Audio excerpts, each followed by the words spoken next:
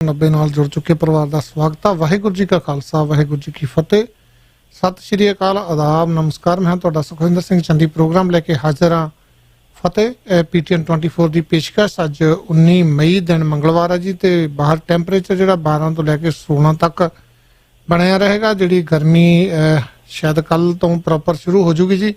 मौसम बहुत वधिया हो जाएगा, पर अज बदलवाई बनी रहेगी। सूरज 5:48 से चढ़िया, 8:41 से छिपेगा। अपने नाल पंजाब भारत तो बखतौर सिंह जी ढिल्लों जुड़ चुके हैं, उन्होंने नाल गल्लां बातां करांगे। तुहाडीआं कालां भी जरूर लवांगे ते साडे जिहड़े स्पॉन्सर आ उन्हां दे संदेश तुहाडे नाल साझे कीते जाणगे। स्टूडियो च कॉल करने नंबर है जी 905 405 0002 905 405 0002 ते तुसीं WhatsApp ते भी कॉल कर सकते हो। यह प्रोग्राम GTA यानी कि टोरंटो ते मॉन्ट्रियल के समय अनुसार 9:30 तो 11 बजे तक, वैनकूवर ते कैलीफोर्निया 6:30 तो शुरू हो जाता जी, तो भारतीय समय अनुसार शाम को 7 बजे शुरू होता जी। तुसीं आनंद मान सकते हो फेसबुक ते भी, तो इस दे नाल ही PTN 24 TV ते ऐप ते, तहलका TV ते तहलका दे ऐप ते भी इसका आनंद मान सकते हो। लिसन लाइव नंबर है जी अमेरिका का 515 605 95 60 515 605 95 60 से कॉल करके तुसीं इसका लिसन लाइव सुन सकते हो। करते हैं स्वागत जी ढिल्लों साहब, स्वागत है तुहाडा। सत श्री अकाल जी। धन्यवाद जी, मेहरबानी। सारे ही दर्शकों नूं, ਸਰੋਤਿਆਂ ਨੂੰ प्यार भरी सत श्री अकाल। सत श्री अकाल जी। ढिल्लों साहब ਆਪਾਂ ਚੱਲਦੇ ਜੀ ਖਬਰਾਂ ਵਾਲੇ ਬੰਨੇ। ਕੁਆਰੰਟੀਨ ਸੈਂਟਰਾਂ ਤੇ ਪ੍ਰਵਾਸੀ ਮਜ਼ਦੂਰਾਂ ਦੀ ਬਦਹਾਲੀ ਦੀ ਰਿਪੋਰਟਿੰਗ ਕਰਨ ਵਾਲੇ ਪੱਤਰਕਾਰਾਂ ਦੇ ਪਰਚੇ ਦਰਜ ਹੋਣ ਲੱਗੇ ਜੀ। बिल्कुल जी, ये खबर बिहार तो आ रही है क्योंकि बिहार ਦੇ ਵਿੱਚ ਇਹ ਕਿਹਾ ਜਾਂਦਾ ਸੀ ਕਿ ਮੁਕਾਬਲਤਨ ਦੂਜੀਆਂ ਸਟੇਟਾਂ ਦੇ ਉੱਥੇ ਕਾਫੀ ਘੱਟ ਹੈ ਕੋਰੋਨਾ ਵਾਇਰਸ ਦੀ ਪ੍ਰੋਬਲਮ ਜੀ। ਲੇਕਿਨ ਹੁਣ ਜਿਵੇਂ ਵੱਖ-ਵੱਖ ਸਟੇਟਾਂ ਦੇ ਵਿੱਚ ਉਹ ਮਜ਼ਦੂਰ ਪੈਦਲ ਤੁਰ ਕੇ, ਟ੍ਰੇਨਾਂ ਰਾਹੀਂ, ਬੱਸਾਂ ਰਾਹੀਂ, ਟਰੱਕਾਂ ਵਗੈਰਾ ਤੇ ਚੜ੍ਹ ਕੇ ਆ ਰਹੇ ਹੈ, ਉਹਦੇ ਨਾਲ ਜਿਹੜੇ ਲੋਕਾਂ ਨੂੰ ਉਹ ਟੈਸਟ ਕਰ ਰਹੇ ਆ, ਉਹ ਟੈਸਟ ਦੇ ਜਿਹੜੇ ਨਤੀਜੇ ਆ ਉਹ ਬੜੇ ਨਕਾਰਾਤਮਕ ਹੈ, ਚੰਗੇ ਨਹੀਂ, ਮਾੜੇ ਆ ਰਹੇ ਹੈ।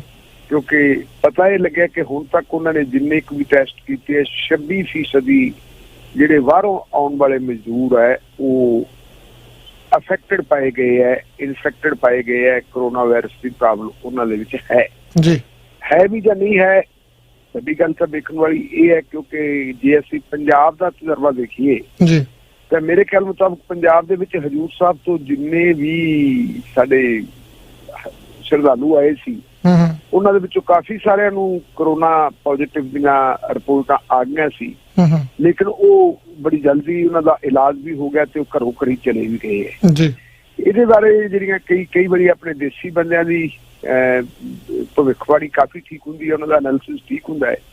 ਮੈਂ ਕਿਸੇ ਸੱਜਣ ਨਾਲ ਗੱਲ ਕਰ ਰਿਹਾ ਸੀਗਾ ਕਿ ਇਹ ਐਡੀ ਛੇਤੀ ਕਿਵੇਂ ਠੀਕ ਹੋ ਗਏ ਬੰਦੇ, ਤੇ ਉਹਦਾ ਮੈਨੂੰ ਕਹਿਣਾ ਸੀ, ਕਹਿੰਦਾ ਜੀ ਗੱਲ ਇਹ ਹੈ ਕਿ ਹਜ਼ੂਰ ਸਾਹਿਬ ਤੋਂ ਲੈ ਕੇ ਪੰਜਾਬ ਕਿੰਨੇ ਘੰਟਿਆਂ ਦਾ ਰਿਹਾ ਹੈ, ਲਗਾਤਾਰ ਬੈਠ ਕੇ ਆਉਣਾ, ਬੰਦਾ ਥੱਕ ਜਾਂਦਾ ਹੈ, ਥੱਕਣ ਦੇ ਨਾਲ ਥੋੜਾ ਬੁਖਾਰ ਵੀ ਹੋ ਜਾਂਦਾ ਹੈ ਜੀ। ਤੇ ਬੁਖਾਰ ਹੋਣ ਤੋਂ ਬਾਅਦ ਕੁਦਰਤੀ ਹੈ ਕਿ ਜਦੋਂ ਸਾਰਿਆਂ ਨੂੰ ਉਹਨਾਂ ਨੇ ਸਕਰੀਨਿੰਗ ਕਰਨੀ ਹੈ, ਜਿਹੜਾ ਬੁਖਾਰ ਵਾਲਾ ਬੰਦਾ ਹੈ ਉਹ ਸ਼ੱਕੀਆਂ ਚ ਆ ਗਿਆ, ਉਹਨੂੰ ਨਾਲ ਦੀ ਨਾਲ ਹੀ ਉਹਨਾਂ ਨੇ ਲੈ ਕੇ ਜਾਣਾ ਹੈ। ਔਰ ਉਹਦੇ ਵਿੱਚ ਕੁਛ ਕੁ ਬੰਦਿਆਂ ਦੇ ਪੋਜ਼ਿਟਿਵ ਆ ਗਏ ਤੇ ਬਾਕੀ ਜ਼ਿਆਦਾ ਤਾਂ ਕੁਆਰੰਟੀਨ ਹੀ ਰੱਖੇ ਹੋਏ ਸੀਗੇ। ਕੁਆਰੰਟੀਨ ਜਿਹੜੇ ਜਿਵੇਂ ਥੋੜਾ ਜਿਹਾ ਉਹਨਾਂ ਨੂੰ ਸਮਾਂ ਮਿਲ ਗਿਆ ਉਹ ਘਰਾਂ ਨੂੰ ਚਲੇ ਗਏ। ਮੇਰੇ ਖਿਆਲ ਮੁਤਾਬਕ ਬਿਹਾਰ ਦੇ ਵਿੱਚ ਵੀ ਜਿਹੜੇ 26% ਲੋਕ ਇਸ ਤਰ੍ਹਾਂ ਕੁਆਰੰਟੀਨ ਜਾਂ ਆਏ ਹੋਏ ਹੈ ਜਾਂ ਉਹਨਾਂ ਨੂੰ ਪੋਜ਼ਿਟਿਵ ਆਉਂਦਾ ਹੈ, ਉਹਦੇ ਤੋਂ ਲੱਗਦਾ ਇਹ ਹੈ ਕਿ ਸ਼ਾਇਦ ਉਹ ਥਕਾਵਟ ਦਾ ਕਾਰਨ ਵੀ ਹੋਵੇ ਕਿਉਂਕਿ ਹਜ਼ਾਰਾਂ ਕਿਲੋਮੀਟਰ ਤੋਂ ਦੂਰੋਂ ਤੁਰ ਕੇ ਆਉਣਾ ਕੋਈ ਖਾਲਾ ਜੀ ਦਾ ਬਾੜਾ ਨਹੀਂ, ਬੁਰੀ ਹਾਲਤ ਹੋ ਜਾਂਦੀ ਹੈ ਬੰਦਿਆਂ ਦੀ। ਪਰ ਫਿਰ ਵੀ ਦੇਖੀਏ ਤਾਂ ਹਾਲਤ ਬੜੇ ਮਾੜੇ ਹੈ। ਨਾਲ ਹੀ ਜੇ ਆਪਾਂ ਦੇਖੀਏ ਬਿਹਾਰ ਦੇ ਨਾਲ ਹੀ ਝਾਰਖੰਡ ਹੈ, ਝਾਰਖੰਡ ਦੇ ਵਿੱਚੋਂ ਵੀ ਖਬਰ ਕੋਰੋਨਾ ਨਾਲ ਸੰਬੰਧਿਤ ਹੈ, ਬੜੀ ਭਿਆਨਕ ਆ ਰਹੀ ਹੈ, ਖਤਰਨਾਕ ਆ ਰਹੀ ਹੈ। ਉੱਥੇ 5 ਸਾਲ ਦੀ ਇੱਕ ਬੱਚੀ ਸਿਰਫ ਤੇ ਸਿਰਫ ਇਸ ਕਰਕੇ ਮਰ ਗਈ ਕਿਉਂਕਿ ਉਹਦੇ ਲਈ ਖਾਣ ਵਾਸਤੇ ਕੁਝ ਨਹੀਂ ਸੀ। ਕਿਹਾ ਜਾਂਦਾ ਹੈ ਕਿ ਉਹ ਭੁੱਖ ਨਾਲ ਮਰ ਗਈ ਹੈ। ਔਰ ਇਹਦੇ ਤੇ ਜਿਹੜੇ ਜ਼ਿਲ੍ਹਾ ਦੇ ਅਧਿਕਾਰੀ ਹੈ, ਜਦੋਂ ਜ਼ਿਲ੍ਹੇ ਦੇ ਅਧਿਕਾਰੀਆਂ ਨਾਲ ਪੱਤਰਕਾਰਾਂ ਨੇ ਕੰਟੈਕਟ ਕੀਤਾ ਤਾਂ ਉਹਨਾਂ ਦਾ ਕਹਿਣਾ ਸੀ ਨਹੀਂ ਜੀ ਐਸੀ ਕੋਈ ਗੱਲ ਨਹੀਂ, ਸਾਨੂੰ ਹਾਲੇ ਸਬੂਤ ਨਹੀਂ ਮਿਲੇ। ਇੱਕ ਅਧਿਕਾਰੀ ਨੇ ਤਾਂ ਇੱਥੋਂ ਤੱਕ ਕਹਿ ਦਿੱਤਾ, ਕਹਿੰਦਾ ਜੀ ਸਵੇਰੇ ਪਤਾ ਲੱਗਿਆ ਸੀ ਸਾਨੂੰ ਕਿ ਉਸ ਲੜਕੀ ਨੇ ਨਾਸ਼ਤਾ ਵੀ ਕੀਤਾ ਸੀ।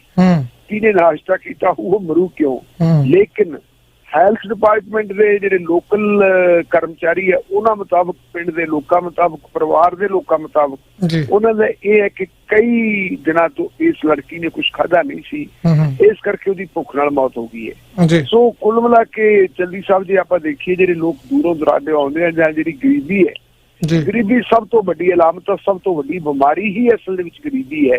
ਕਿਉਂਕਿ ਪੌਸ਼ਟਿਕ ਖੁਰਾਕ ਨਾ ਮਿਲਣੀ, ਬੰਦੇ ਨੂੰ ਆਪਣਾ ਪ੍ਰੋਪਰ ਬੋਡੀ ਦਾ ਧਿਆਨ ਨਾ ਰੱਖ ਸਕਣਾ, ਖਾਦ ਖੁਰਾਕ ਉਹਦੀ ਠੀਕ ਨਾ ਹੋਣੀ, ਮੈਡੀਸਿਨ ਪ੍ਰੋਪਰ ਨਹੀਂ ਲੈਣੀ, ਇਹਦਾ ਕਾਰਨ ਵੀ ਹੁੰਦਾ ਕਿ ਇਸ ਕਿਸਮ ਦੀਆਂ ਬਿਮਾਰੀਆਂ ਫੈਲਦੀਆਂ। ਸੋ ਜਿੰਨੇ ਵੀ ਹੁਣ ਲੋਕ ਜਾ ਰਹੇ ਆ ਉਹਨਾਂ ਨੂੰ ਕੁਆਰੰਟੀਨ ਕੀਤਾ ਜਾ ਰਿਹਾ ਹੈ। ਆਪਾਂ ਜਿਹੜੀ ਗੱਲ ਕਰਦੇ ਆ ਪੱਤਰਕਾਰਾਂ ਦੀ, ਇਹ ਵੈਸੇ ਤਾਂ ਮੁੱਢ ਕਦੀਮ ਤੋਂ ਹੀ ਤੁਰਿਆ ਆ ਰਿਹਾ ਕਿ ਜਦੋਂ ਵੀ ਕੋਈ ਕਿਸੇ ਵੀ ਸਰਕਾਰ ਨੂੰ ਕੋਈ ਡਿਸਟਰਬ ਕਰਨ ਵਾਲੀ ਖਬਰ ਪ੍ਰਕਾਸ਼ਿਤ ਹੁੰਦੀ ਹੈ ਜਾਂ ਉਹ ਖਬਰ ਬੇਨਕਾਬ ਹੁੰਦੀ ਹੈ ਤਾਂ ਕੁਦਰਤੀ ਹੈ ਕਿ ਫਿਰ ਉਹ ਪ੍ਰਸ਼ਾਸਨ ਥੋੜਾ ਜਿਹਾ ਗਰਮੀ ਚ ਆਉਂਦਾ ਤੇ ਗਰਮੀ ਚ ਆ ਕੇ ਉਹਨੂੰ ਹੋਰ ਕੁਛ ਨਹੀਂ ਦਿਖਦਾ ਤੇ ਪੱਤਰਕਾਰਾਂ ਤੇ ਆਪਣਾ ਨਜ਼ਲਾ ਢਾਲ ਦਿੰਦਾ ਹੈ।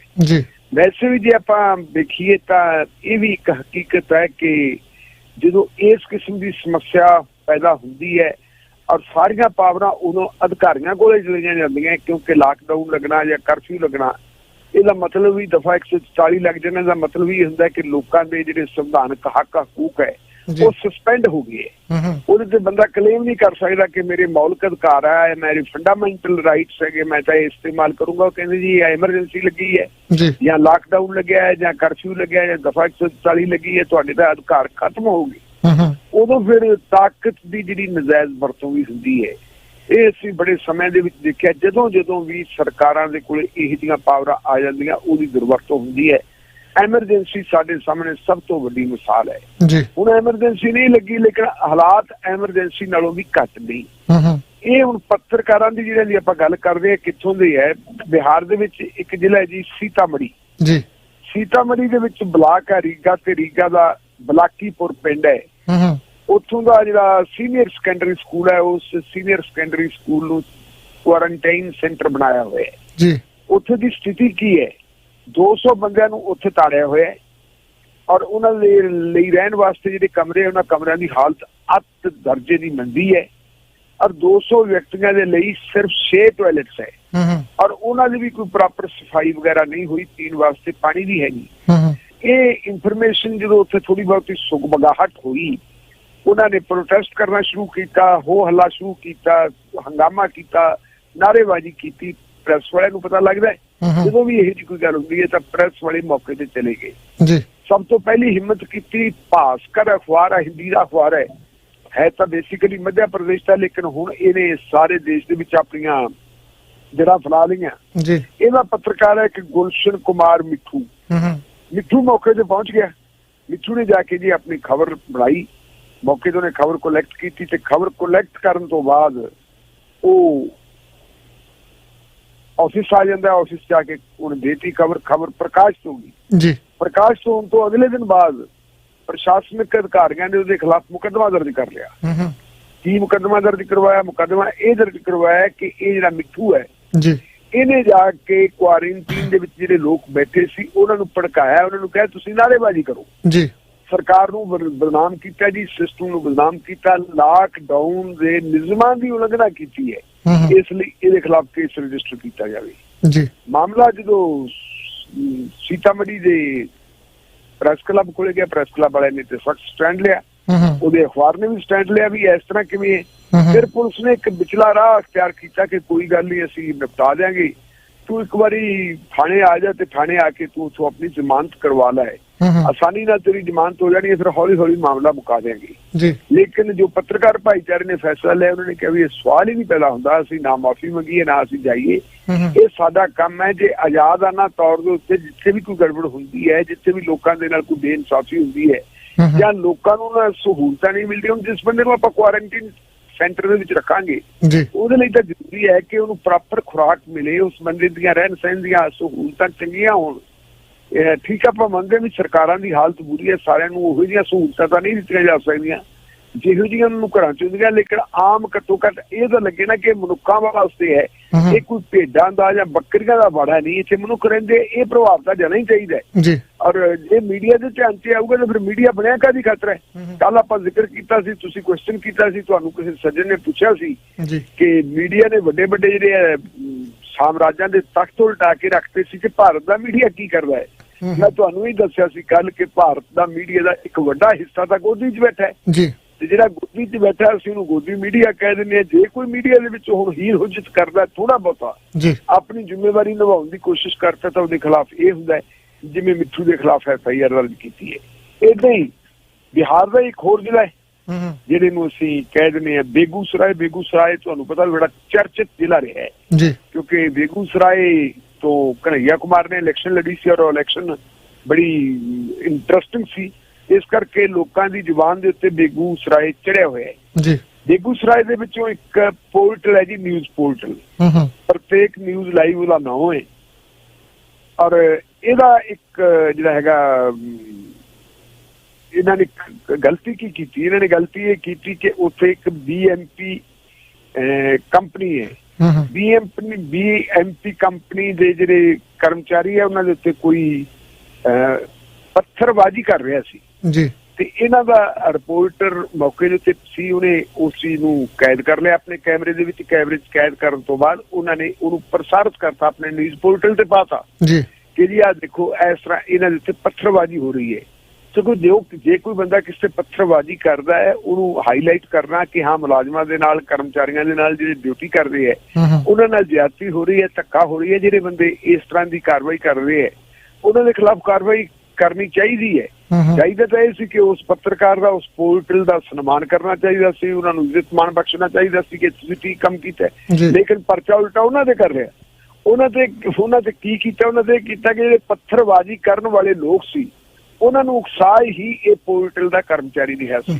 ਸੋ ਇਹ ਸਥਿਤੀ ਹੈ ਜੀ, ਔਰ ਇਹ ਉਸ ਬਿਹਾਰ ਦੀ ਸਥਿਤੀ ਹੈ ਜਿਸ ਬਿਹਾਰ ਦੇ ਮੁੱਖ ਮੰਤਰੀ ਨਤੀਸ਼ ਕੁਮਾਰ ਹੈ, ਜਿਨ੍ਹਾਂ ਨੂੰ ਸੁਸ਼ਾਸਨ ਬਾਬੂ ਕਿਹਾ ਜਾਂਦਾ ਹੈ ਕਿ ਜੀ ਬਹੁਤ ਵਧੀਆ ਰਾਜ ਭਾਗ ਚਲਾਉਂਦੇ। ਜੇ ਸੁਸ਼ਾਸਨ ਬਾਬੂ ਦੇ ਰਾਜ ਦੇ ਵਿੱਚ ਸਥਿਤੀ ਇਹ ਹੈ ਕਿ ਜਿਹੜਾ ਸਾਡਾ ਸਿਸਟਮ ਹੈ, ਜਿਹੜੀ ਸਾਡੀ ਡੈਮੋਕ੍ਰੇਸੀ ਹੈ, ਡੈਮੋਕ੍ਰੇਸੀ ਦੇ ਚੌਥੇ ਥੰਮ ਨੂੰ ਇਸ ਤਰ੍ਹਾਂ ਤੁਸੀਂ ਟੈਰਰਾਈਜ਼ ਕਰ ਰਹੇ ਹੋ, ਉਹਨੂੰ ਡਿਮੋਰਲਾਈਜ਼ ਕਰ ਰਹੇ ਹੋ, ਉਹਦੇ ਖਿਲਾਫ ਕੇਸ ਰਜਿਸਟਰ ਕਰਦੇ ਹੋ। ਵੈਸੇ ਸਾਡੇ ਵਾਸਤੇ ਖੁਸ਼ੀ ਦੀ ਗੱਲ ਹੈ ਕਿ ਭਾਵੇਂ ਵੱਡਾ ਹਿੱਸਾ ਗੋਦੀ 'ਚ ਜਾ ਬੈਠਾ ਹੈ, ਇਹਦੇ ਬਾਵਜੂਦ ਵੀ ਮੀਡੀਆ ਆਪਣਾ ਕੰਮ ਕਰਦਾ, ਕਰੀ ਜਾਂਦਾ ਹੈ। ਜੇ ਕਿਸੇ ਦੇ ਉੱਤੇ ਇਸ ਤਰ੍ਹਾਂ ਦਾ ਪ੍ਰੈਸ਼ਰ ਬਿਲਡ ਹੁੰਦਾ ਹੈ, ਇਹਦਾ ਮਤਲਬ ਇਹ ਨਹੀਂ ਕਿ ਉਹ ਲੋਕ ਝੁਕ ਜਾਣਗੇ। ਝੁਕਣਾ ਨਹੀਂ ਹੈ ਕਿਸੇ ਨੇ, ਵੱਧ ਤੋਂ ਵੱਧ ਕੇਸ ਰਜਿਸਟਰ ਹੋ ਜਾਊਗਾ, ਜੇਲ੍ਹ ਭੇਜ ਦੇਣਗੇ। ਜੇਲ੍ਹਾਂ ਦੇ ਵਿੱਚ ਵੀ ਲੋਕ ਹੀ ਜਾਂਦੇ ਹੁੰਦੇ, ਬੜੇ ਵੱਡੇ ਪੱਤਰਕਾਰ ਅਸੀਂ ਦੇਖੇ ਹੈ।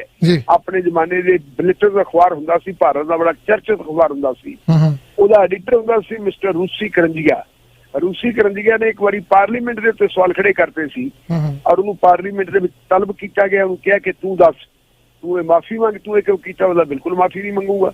ਮੈਂ ਜੋ ਗੱਲ ਕਹੀ ਹੈ, ਜੋ ਮੈਨੂੰ ਕਨਸਟੀਟਿਊਸ਼ਨ ਨੇ ਰਾਈਟ ਦਿੱਤੇ, ਉਹਦੇ ਮੁਤਾਬਕ ਮੈਂ ਹੱਕਦਾਰ ਹਾਂ, ਮੈਂ ਜ਼ਰੂਰ ਕਹੂੰਗਾ। ਔਰ ਪਾਰਲੀਮੈਂਟ ਨੇ ਉਸ ਬੰਦੇ ਨੂੰ ਸਜ਼ਾ ਕਰਤੀ ਸੀ, ਉਹ ਜੇਲ੍ਹ 'ਚ ਚਲਾ ਗਿਆ ਸੀ, ਲੇਕਿਨ ਜੇਲ੍ਹ ਦੇ ਵਿੱਚੋਂ ਆਪਣੀ ਸਜ਼ਾ ਪੂਰੀ ਕਰਨ ਤੋਂ ਬਾਅਦ ਅਖੀਰ ਉਹਨੇ ਆਖਰ ਤੱਕ ਫਿਰ ਲਿਖਣਾ ਜਾਰੀ ਰੱਖਿਆ ਔਰ ਨਤੀਜਾ ਹੋਇਆ ਕਿ ਭਾਰਤ ਦੀ ਪ੍ਰੈਸ ਦਾ ਪ੍ਰਤੀਕ ਬਣਿਆ ਹੋਇਆ ਹੈ ਰੂਸੀ ਕਰੰਜੀਆ ਕਿ ਹਾਂ ਪੱਤਰਕਾਰ ਹੋਣ ਤਾਂ ਇਹੋ ਜਿਹੇ ਹੋਣ। ਪਰ ਦੇਖਣ ਵਾਲੀ ਗੱਲ ਇਹ ਹੈ ਕਿ ਨਤੀਸ਼ ਕੁਮਾਰ ਵਰਗੇ ਬੰਦੇ ਜਿਨ੍ਹਾਂ ਨੂੰ ਅਸੀਂ ਸਮਝਦੇ ਕਿ ਡੈਮੋਕ੍ਰੈਟਿਕ ਮੂਵਮੈਂਟ ਦੀ ਦੇਣ ਹੈ, ਕਿਉਂਕਿ ਨਤੀਸ਼ ਕੁਮਾਰ ਹੋਵੇ, ਚਾਹੇ ਲਾਲੂ ਪ੍ਰਸਾਦ ਯਾਦਵ ਹੋਵੇ, ਚਾਹੇ ਰਾਮ